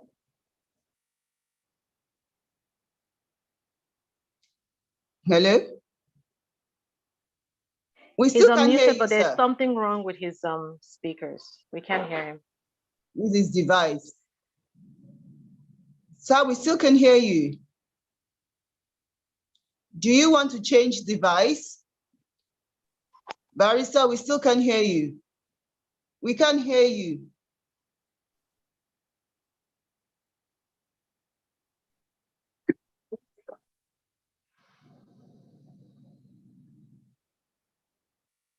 Barrister, we can't hear you. Maybe you should change your device. Okay, we can hear you now. Great, we can hear you now. Please restart the recording. We can hear you now. Okay. Good evening, everybody.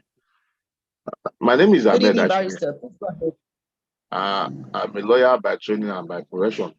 Actually, on the issue of legal guardianship, is another form of is a form of parenting, legal form of parenting without being the actual parent of the child. In the sense of it, it has to be backed with the law. It has to be formally given to you. You can't be a legal guardian without another of the court. So a legal guardian is someone who have an authority of the court or by deed to assume the duty and responsibility of the parent without being the biological parent of the child. So that's a legal guardian. And being a legal guardian, you assume the duty, you take the roles and the responsibility of the parent of a child. So, and it's quite different from adoption. Legal guardianship can be, adoption is a complex and a complicated one, while legal guardian is very simple and straightforward. You can get legal guardianship, the process is easier to get legal guardianship than adoption.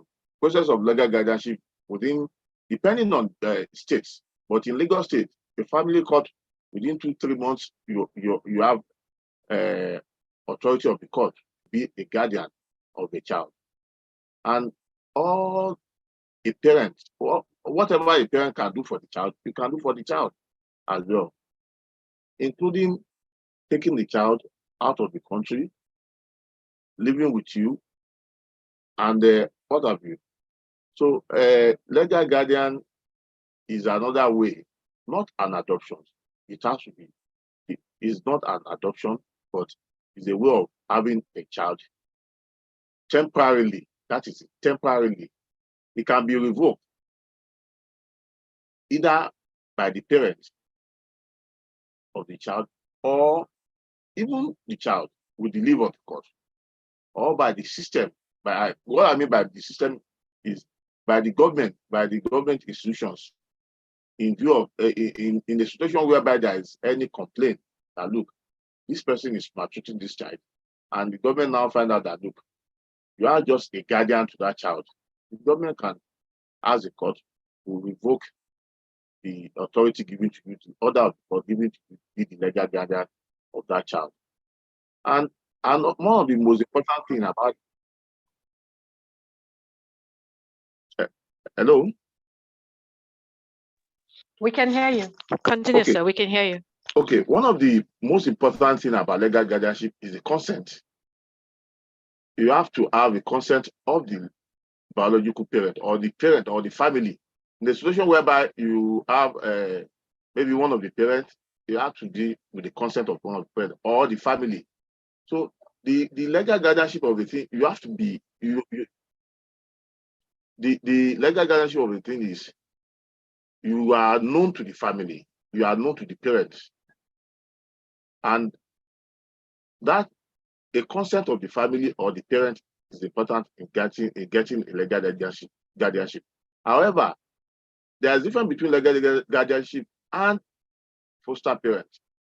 Foster parent is like, just look, have this child for temporary, and that child, you cannot, like in legal guardianship, you can take your child, maybe your work, to maybe travel for summer, travel out of the country, based out of the country.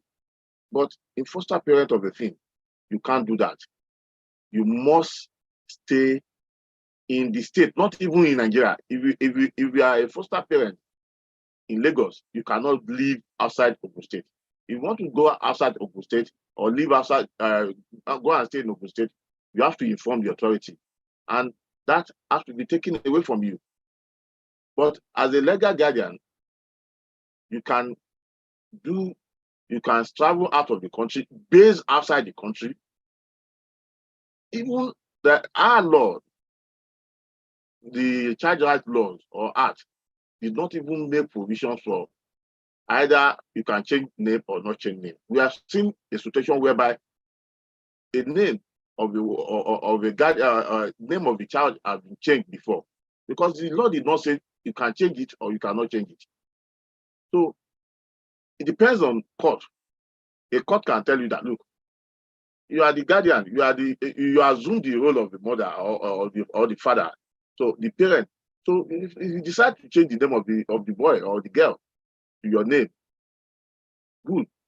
But the problem there is, if you have an order of the court that says, oh, you are the guardian to Ashimi, and you don't change the name to maybe another thing, maybe to Tayo. If you want to provide or present a document to authority over there that you have the guardian, you are the guardian of this child, how do you now do it? So that's the only problem. But the law did not say you cannot change the name. The law silent on changing the name of your word. But as a legal guardian, you can travel with your child. You can do everything that the parent have, all the controls, all the responsibility, all the duties of the parent over the child. You have the right to do it. However, in being a foster parent, you cannot do it. There's limitation to that. And you see, the only area that I feel is the what can I say? Is the only area that I see as problem in guardianship is the revocation of that legal guardianship. That can be revoked at any time, either by the parent or the authority, or even the child with the leave of the court. But they must inform the court the reason for doing that. So that is it. So basically, legal guardianship can help in a situation whereby one is having difficulties in having child or children. So you can make use of the alternative of legal guardianship in taking care of that. So that's legal guardianship for you. Thank you, Barrister. So you said that a guardian has the same rights as a biological parent. Thank you very much, Barrister. Let me just throw one question to you quickly before I ask you another question. It says, hi, Barrister, what is the first step to get the right to be an adoptive parent? If you live outside Nigeria, for example, what are the first steps you should take? Is this person talking about legal guardian or adoption? They're two different things. They are two different things. If you want to adopt, adoption is a very long process. From Nigeria, very, very long process. So legal guardianship does not apply if you want to adopt a child from an embryo. No, an orphanage. No, it doesn't. No, it doesn't. If you're talking about adoption, if you go on a YouTube channel, My Age, My Fertility, we had on how to adopt in about 6 states in Nigeria. So please go on our platform, My Age, My Fertility on YouTube. You can watch it and it will tell you how to adopt in Lagos, Ogun, Oyo, and a few other states. I hope I've answered that question. So, Barrister, I just want to ask you, I got cut off a little bit because of network. I live abroad and I can't adopt, maybe because there are issues between Nigeria and the country where I live. As a legal guardian, can I take the child abroad with me? Very well. Look, okay. If you are a parent, you can take your child abroad to go and school there, to go and live with you there, to even anything. So you can, as a legal guardian, you can do the same thing as well. Okay. As a single person, can I do it as well? Can I be a legal guardian? As a single person, because yes, you know there's a lot of older couples. Very well. Very well. But what the court is very of is that as a single parent, for instance, now, if you're a young man and you want to adopt a girl, the court will be wary of giving you a girl, you know. But as a couple, they would definitely grant that. So, but as a single parent and you want to adopt a single man, a single parent, a man, and you want to adopt a man, or you want to be a guardian to a man, definitely the court will approve it. So that's approve it. Okay. So for the singles online, please look into maybe, you know, some people have said, oh, the adoption thing the process is too frustrating, it's too long, it's too this, it's too that. Look into legal guardian. You can start with that and still continue with the adoption. It doesn't stop you. You can have 1 or 2 children that you want. So at least for the time being, you've started with the legal guardian. You have a child in your house. You have a child calling you mommy. Your status has changed.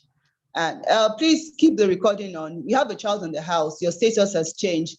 You can still continue with your adoption process. It doesn't stop it. You can still continue with your fertility treatment as well if you still want to try and adopt an embryo. I know in some countries they will tell you that, oh, if you start the adoption process, you have to stop your fertility treatment and so many other things. But this is, our own country is different. Every country has their own laws. So if you're an older, a matured single on 9 to 9, please, we're still coming to you, but think of legal guardian. Start with that. Have a child in your house. Let your status change and continue with the adoption process. Some people would ask you that, oh, what about if the man comes? How would he accept my child? The truth is, at a particular age, maybe 40, 45, 50, the man you're going to marry would 95% have his own child. And I see this regularly. I get ladies coming to me regularly that, oh, because my spouse has had a child before, he's not involved in the IVF treatment. He doesn't want to go to the hospital. He doesn't want to do this. He doesn't want to do that. So what am I trying to say to the older matured single now is, when the man comes, he would accept your child. Don't say because you are waiting for a husband, you will not move ahead with legal guardianship or trying to adopt a child. God will give you a man that will accept your child for you. You are going to accept his child or children. Definitely would, more than likely would have children. So automatically, by the grace of God as well, he would accept yours. God, we've not waited for so long. God will not bring a man that will tell you to forget about the child that you have because he wants to marry you. If a man says that to you, then he doesn't love you. He's selfish. Move away from that type of man. It says, can you change the status of a child from legal guardian to adoption of the same child? Barrister, can you answer that question, please? Yes, but you have to go through the process of adoption. But with that, it is easier for you to do that because already you have a good record with the states or with the court that, look, you have been the guardian for a very long time. And the parents are willingly to release the child for you for adoption. So that is it. So that will have a good background and good foundation for you to fast track your adoption process as well. Okay, so I hope that has answered the question. Okay, Sister Tayo, while you're collating the questions, I would say a few things more about the single, matured single. I'll throw it open to the panel. Then we'll talk about the God side as well in 5-10 minutes. Another thing I want to say, thank you very much, Barrister. We're still coming back to you because the questions are still going to come back to you as well. Another thing I want to say to the matured single, please think about it. Time is going. Every year counts. You need to move. I know there's a lot of anxiety, there's a lot of fear, there's a lot of, can I do it? Will I be able to do it financially? Things that God would help you move. Live, you've stayed too long on this mountain. Move. God would help you as you go along. Take the first step. Tomorrow is public holiday. On Tuesday, write a letter to your ministry. I want to adopt. Go to the fertility clinic, check your womb. Is my womb okay? Can I adopt a child? Can I adopt an embryo? But you need to move. You have to come out of this fear. Some people will tell you, oh, I have nieces and nephews. I love them. They come around. If push comes to shove, I'm not trying to separate families now. If anything happens, they will take their parents first. Think of your old age. Who is going to call you mommy? Who is going to call you daddy?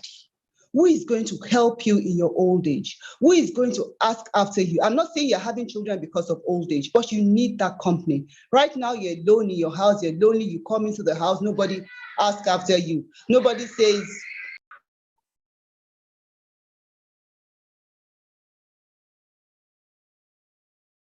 You are muted. You are muted. okay, so nobody, sorry about that. Nobody, you get home every night, nobody.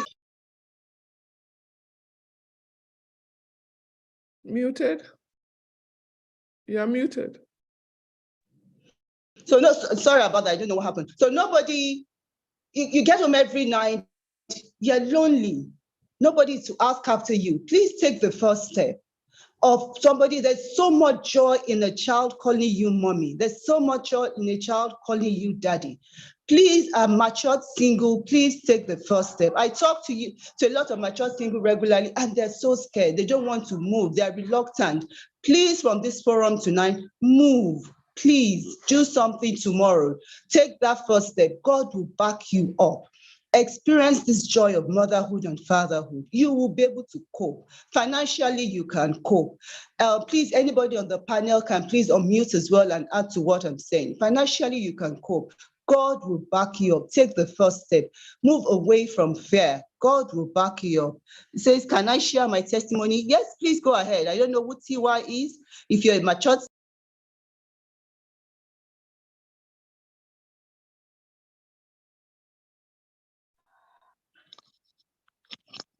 Okay. So she was saying the person that is TY that wants to share the testimony. If you can just raise your hand and I'll unmute you.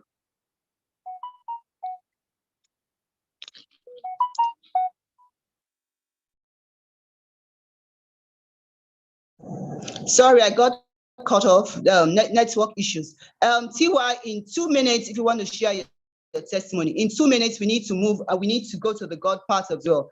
In 2 minutes, please share your testimony, TY. I hope you can hear me.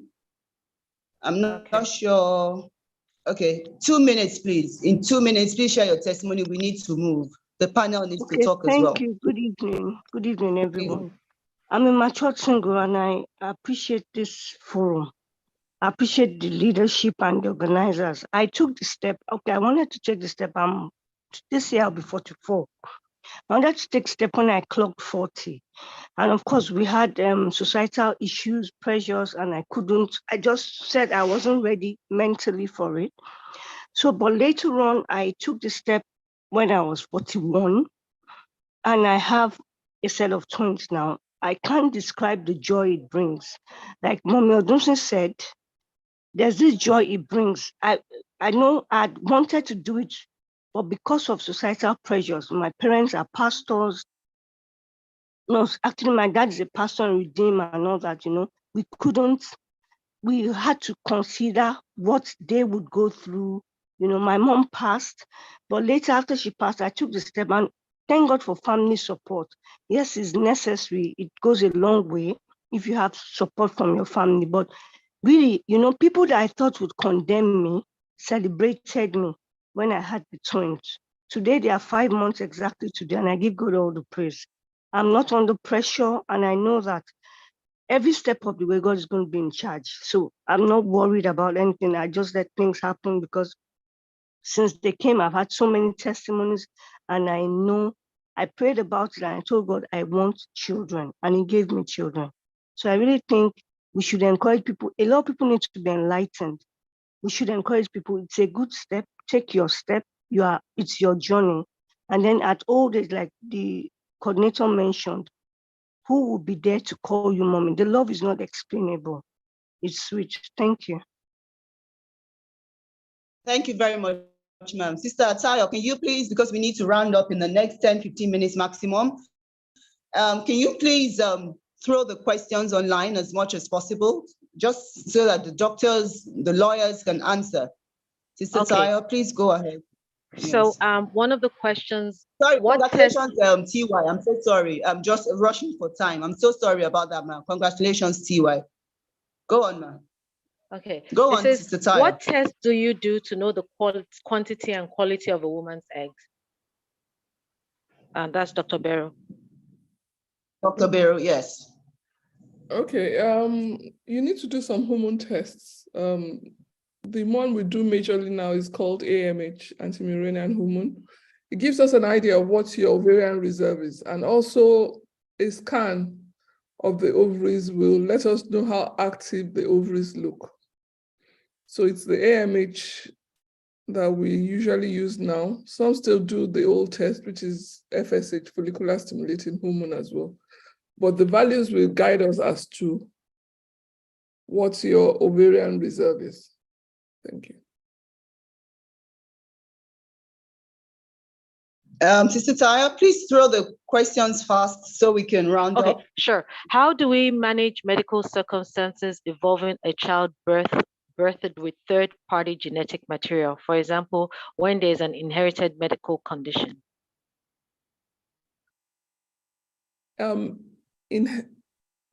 Inherited medical condition in whom? In usually, the baby, I guess. In the baby that was born through third-party parenting. Yes.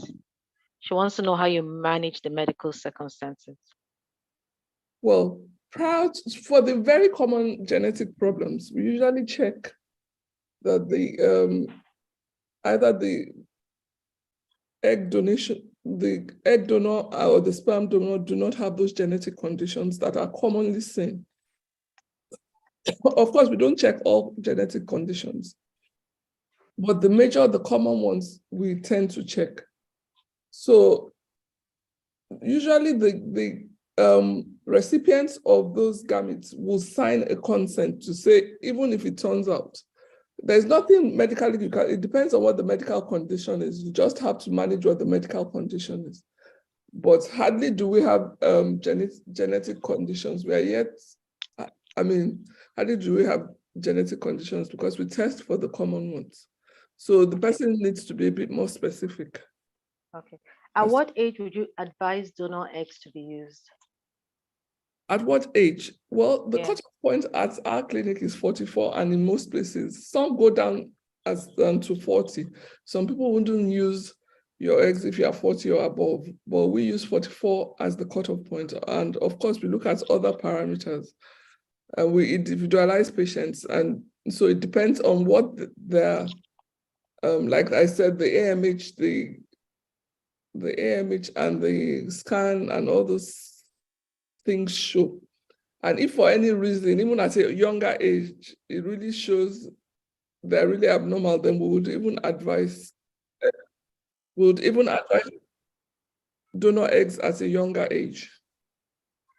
Okay. Sorry, Dr. Biro. Please, host, could you please leave the recording on? Please don't stop it. Please leave it on. Sorry, Dr. Biro, go ahead. Yes, I'm not sure you heard the question. The question was, what age would you advise donor eggs? Like I said, usually at our own clinic, it's 44 years and above. However, some people stop at 40 years and wouldn't use own eggs from 40 years and above. I said that we usually would individualize the patient and would look at things like the AMH I had mentioned earlier and the scans to see how active the ovaries look. And sometimes even at a younger age, we would advise donor eggs if those parameters are really abnormal. Okay, so I think you've answered the one about options. How much is the whole procedure for donor eggs, and what are your success rates? How can you be contacted? Is there a website? Well, I do not really like talking about costs on a forum like this. But usually I would rather not talk about costs. Okay, so can you your website? I can type it in. And to get back to the host, Toyin, she will give you all the details as necessary. Okay, okay. Thank you. And then another question here says, what are the options available to single menopausal women in their 50s who do not have their own eggs saved? Well, for them, a good option would be the embryo adoption. If they don't have any comorbid diseases like high blood pressure, and then it would be nice for them to adopt their own baby, carry the baby. So that could be a suggestion, embryo adoption, where they take the embryo of somebody that has exhausted the use of their embryos. They don't need those embryos anymore and they've given them up. So they could adopt that embryo and carry the pregnancy themselves. Okay. This next question is for lawyer Akinrele.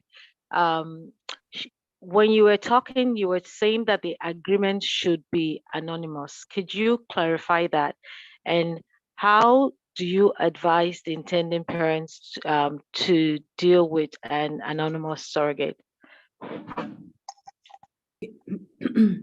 Okay, so I mentioned that it should be anonymous, which means that the parties, that's the intended parents, and the surrogate would not meet. With various clinics, or I mean, this is it's pretty common. It means that you don't actually physically meet your surrogate. So the clinic is acting, helping you. I mean, the lawyer meets with both parties, but we meet with the parties independently to sign the agreement. So you never get to meet the surrogate. The surrogate doesn't know your name. We ensure that the surrogate doesn't know who you are. And also, I mean, it's really for the intended parents' protection.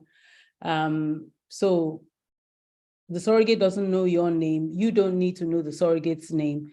Although for people who are coming like from the UK, eventually they probably will get to know the name of their surrogate.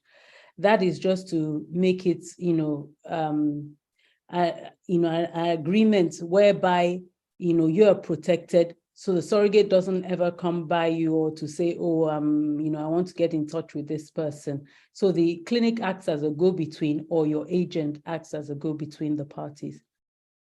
So that's what we advise, is to prevent any issue with regard to maybe blackmailing or asking for more money and stuff like that. So there's a third party who is, interacting between you two. I don't know if the question has been answered. Yes, ma'am. It has, yes. Thank you very much. Thank you so much, ma'am. Sister Tayo, please, the next question, please. Here, Sister Tayo, it please, says, the next question. how do you manage the fear of failure and the financial implications of the disappointment?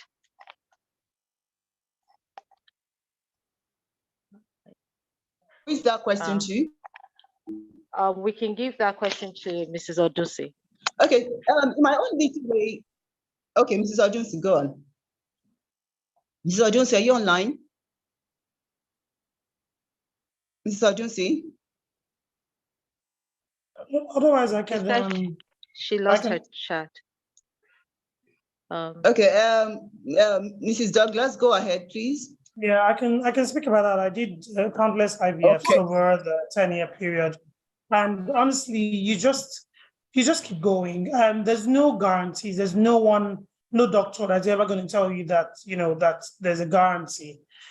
So you just have to go in knowing that, and just pray for success. That's just it. Knowing, and for me, I just kept on saying that I will be a mother, and I wouldn't stop until I was a mother, and you just keep going. And I remember a couple of times when I would have done a home test anyway before going. So I already knew it was negative. I go to the blood test and I'd be the one encouraging the nurse. But by the way, just to say that, forget that home test thing. My final pregnancy, Dr. Barrow knows my testimony. I'd done a home test, it was negative. So I wasn't going to go for the blood test. And Dr. Barrow, thank God for her, bullied me to come out to the blood test, and it was positive. So just as well, I went to the blood test. So you just have to keep encouraging yourself, knowing that when that call comes, or when you get that answer saying it's positive, it will erase every year you've waited. The Tonwa said it, and I'm saying it, you won't remember those years. I waited 10 years with my 2 children now. Sometimes when I'm hiding from them in a room because I need to do a meeting and I don't want them to come and disturb me, I tell myself, and you look for them. So believe me when I tell you, you will forget those years when they come. You will forget the disappointment.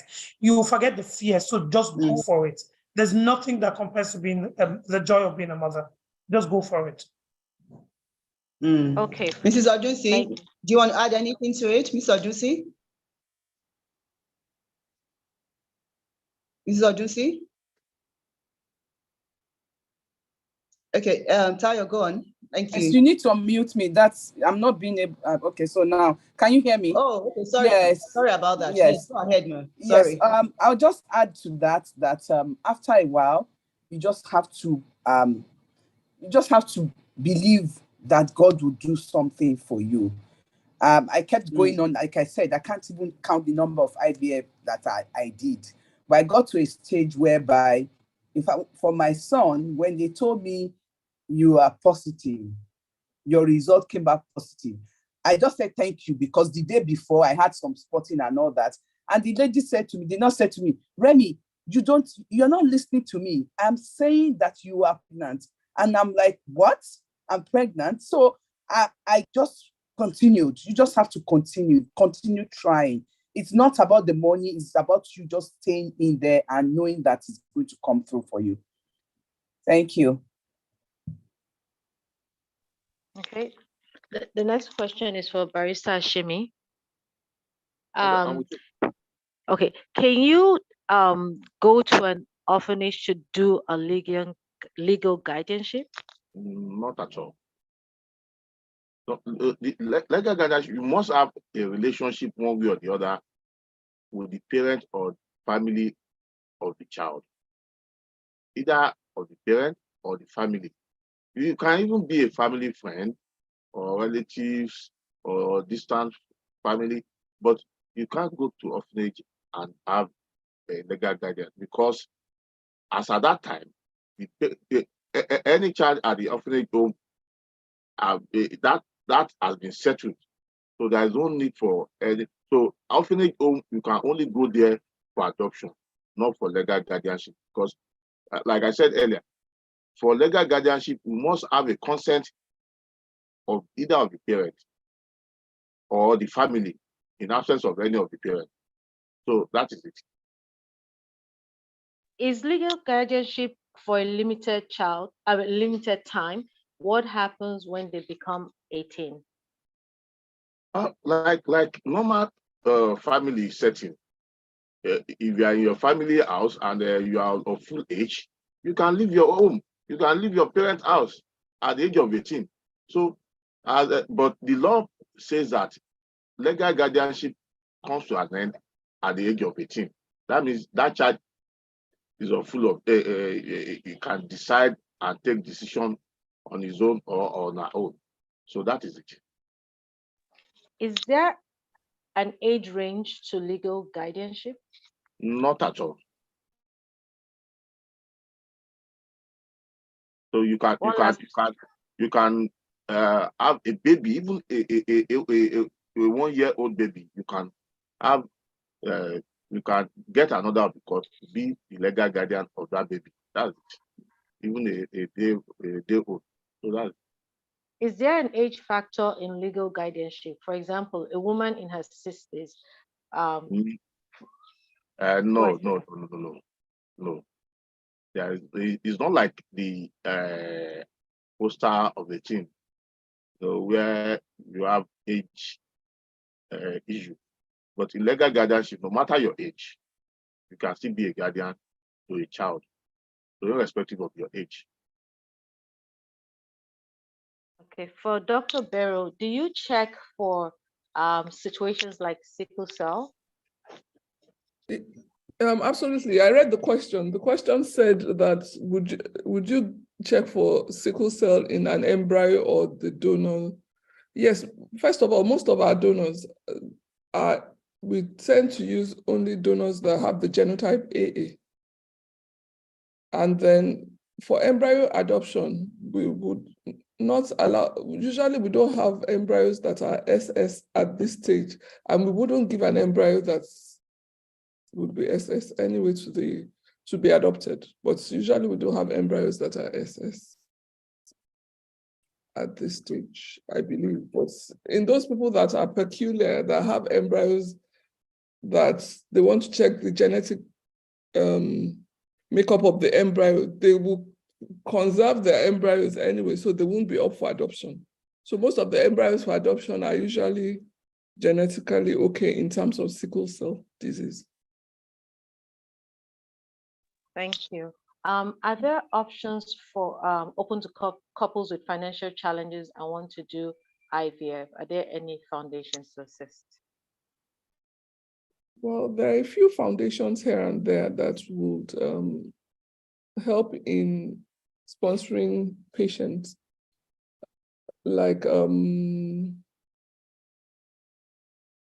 don't know if I can mention some, but I can pass the information on to the host. Some foundations help, and then Access Bank also helps to give a loan with very low interest to women that are trying, or to the couple, people that have salaries. So there are those options. But I can always pass the information to the host, and she can pass on the information to you. Okay, thank you. And someone wants to know if you also specifically check for Down syndrome. In third-party parenting, we do not check for Down syndrome, in that usually for the ovum donors and the egg donors and the sperm donors are usually very young. Not to say that they can't have Downs, but it's more unlikely with them. And usually the embryo adoption, no, we do not check. We just would assume, but we don't check for Down syndrome, except you specifically ask for them to be checked, but we do not check. Okay, Sister Tony, over to you. Okay, Dr. Barrow, there's a question here that let me try and read it. Something about, do you accept labs done abroad and for how long? I guess this is for IVF. Do you accept labs, tests done abroad and for how long? Well, Dr. Bero? usually we would accept tests done from most of the major Western countries, but not from all. But when it comes to surrogacy, we prefer to do the infection screening at our own clinic because we don't want to put surrogates at risk. But majorly, if it's for the patient's sake, yeah, we would accept the results and 6 months duration. Within 6 months, we would accept those results. Okay. Thank you very much, Ma. Okay, so finally, before we go, please. Oh, she said, the person said USA, America. Oh, yes, we do. Dr. Bero? We do accept from. Okay, all right. Yes. Okay, all right. Okay, we're going to have to close now. So finally, we'll start with Mrs. Odusi, Mrs. Duton. Just one minute each. Please just unmute and just encourage. Just 1 minute of encouragement before we finally go. Or even Dr. Bero, everybody. Dr. Bero, actually, you can use, Mark, can you start because you're online now? Can you just start for the next 1 minute? Please just encourage the women online, the men online. Okay, like I actually, it's a learning process for everybody. And as you know, I actually went through this fertility journey myself. Like what I caught up from all the people that gave testimonies is true. I always imagined that in this land of the living, I would have my children or my child, as the case may be. So it is good never to give up. Always believe that you will have that child, and you would. The important thing is never to give up. And another take-home thing is, like I had mentioned earlier. Thank you very much, man. Never give up. Yeah, Duto confirmed it. Duto said, I wish I had listened earlier, to which I find the case. People struggle with things for a long time, and they always they have to resort to the same thing eventually. So why waste that? Time is valueless. So it's good to always take advantage of time. It is the way it is. It is the way it is. How do you say it? There's a saying. So, like you said, if you are throwing lemons, make lemonades out of it. Go for it. Always take action and don't delay. And so those are the things I advise. Just go for whatever it is. Don't think about people around you, about the culture or the stigmas. Just go for what you need to do to grant your own happiness. And so those are my take homes for everybody. Thank you very much, ma'am. Mrs. Odusi, thank you very much, ma'am. Thank you. Okay, so for me, in addition, I would say that know your journey. Don't be religious about it. We are all different. Know the chart, the path that the Lord has put before you. Your own route may be different from the next person. If you are a matured person here, don't waste time. If you are still capable of having eggs frozen, do it now. If your route is to go through adoption, please don't think there's anything wrong with it. We have various examples in the Bible. We have Esther, we have Ruth, we have even our Lord Jesus Christ. Even we, as we have, if you see in the book of Ephesians, that God has even adopted us. So there's nothing to be ashamed of. So don't waste any time. It is not about you only. It's also about that child that is waiting for you to give life to and to bring into this world. Thank you. God bless you as you journey. Thank you very much, ma'am. God bless you. Mrs. West? Mrs. West? I'll say this, just to buttress what they said as well.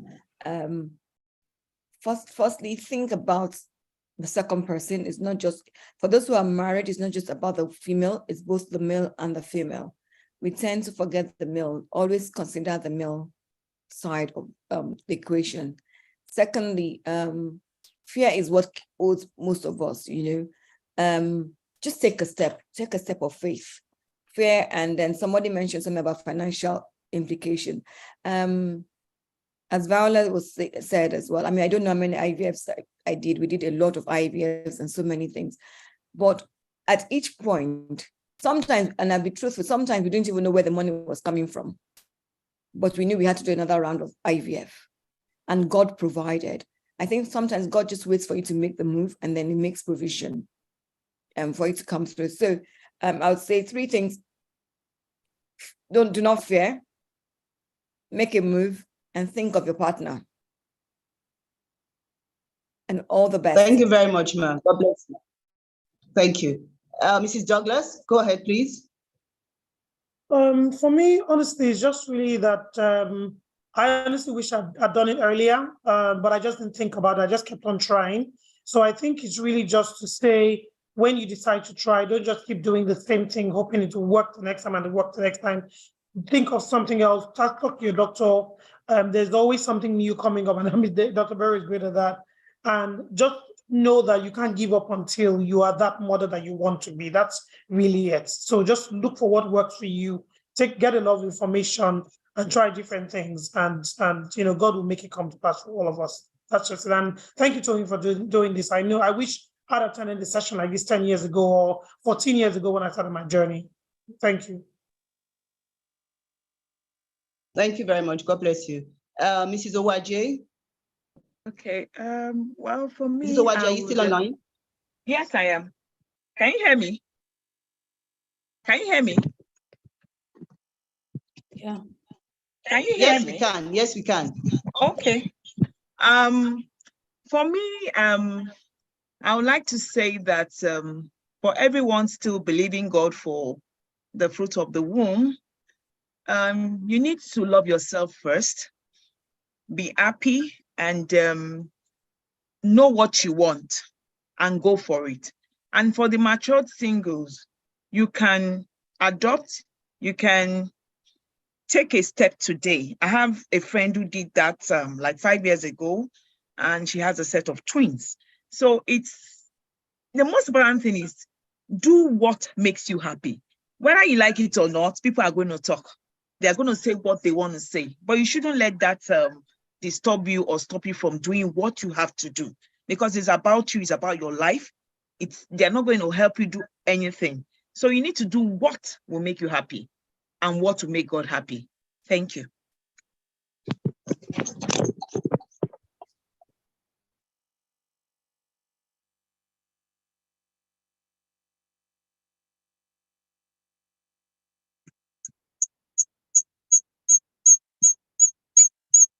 Barrister, could you please give us your 1 minute encouragement?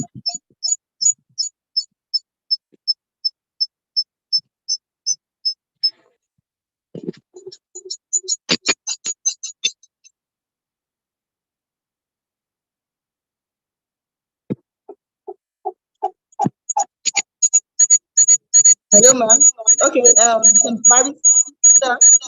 Barrister, can you speak? Okay, go on, sir. Just in 1 minute, sir. Yes, I also advise that.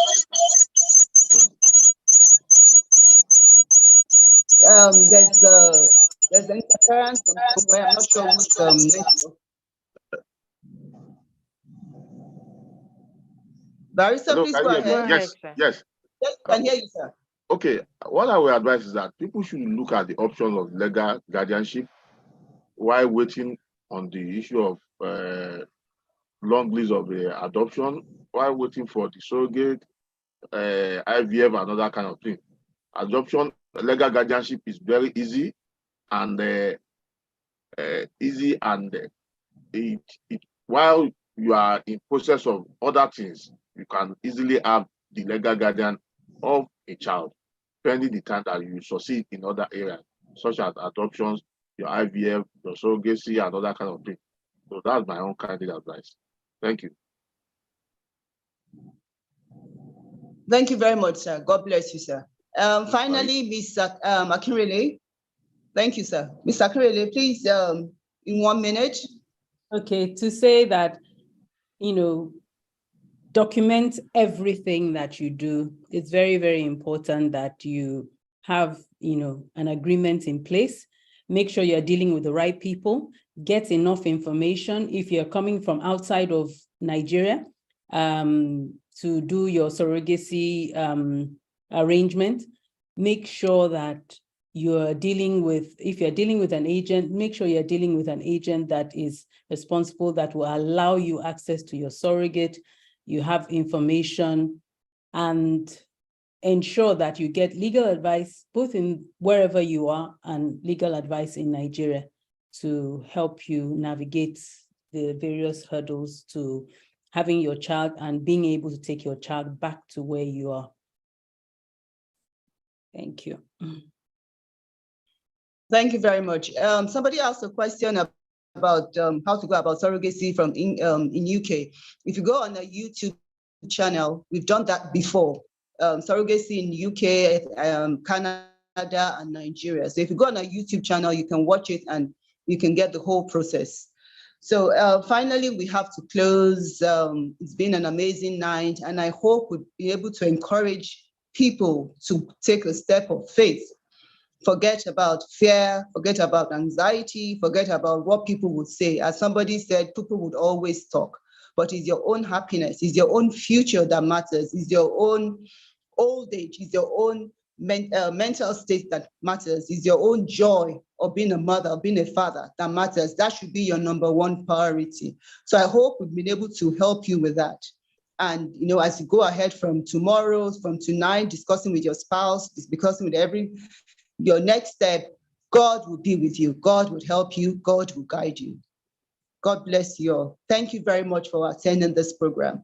For those asking for the recording is on our YouTube channel. Thank you so much. God bless you. And if you want to reach me, my number is 0705 630 5630, 0705 630 5630. Or you can reach me, you can send me a DM on my age, my fertility on Instagram. Thank you so much. God bless you. I hope we've been able to help people tonight to take the next step of faith. Thank you, Dr. Beryl. Thank you, Ms. Akinrele. Thank you, Barrister. Thank you, Mrs. Odusi. Thank you, Mrs. West. Thank you, Mrs. Douglas. Thank you, Mrs. Owaje. God bless you all. Have a lovely evening. God bless you. Good night, everybody. Please follow us online because we do have different programs regularly. So please follow us online. God bless you all. Good night. Thank you.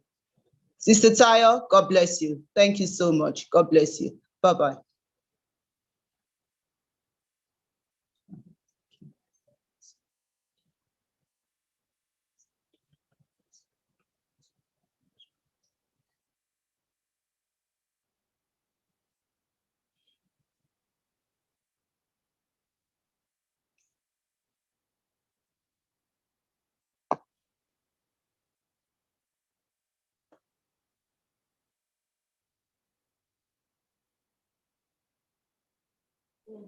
Yes, Uncle. Thank you.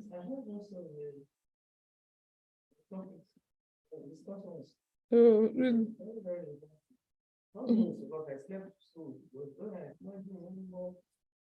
In between.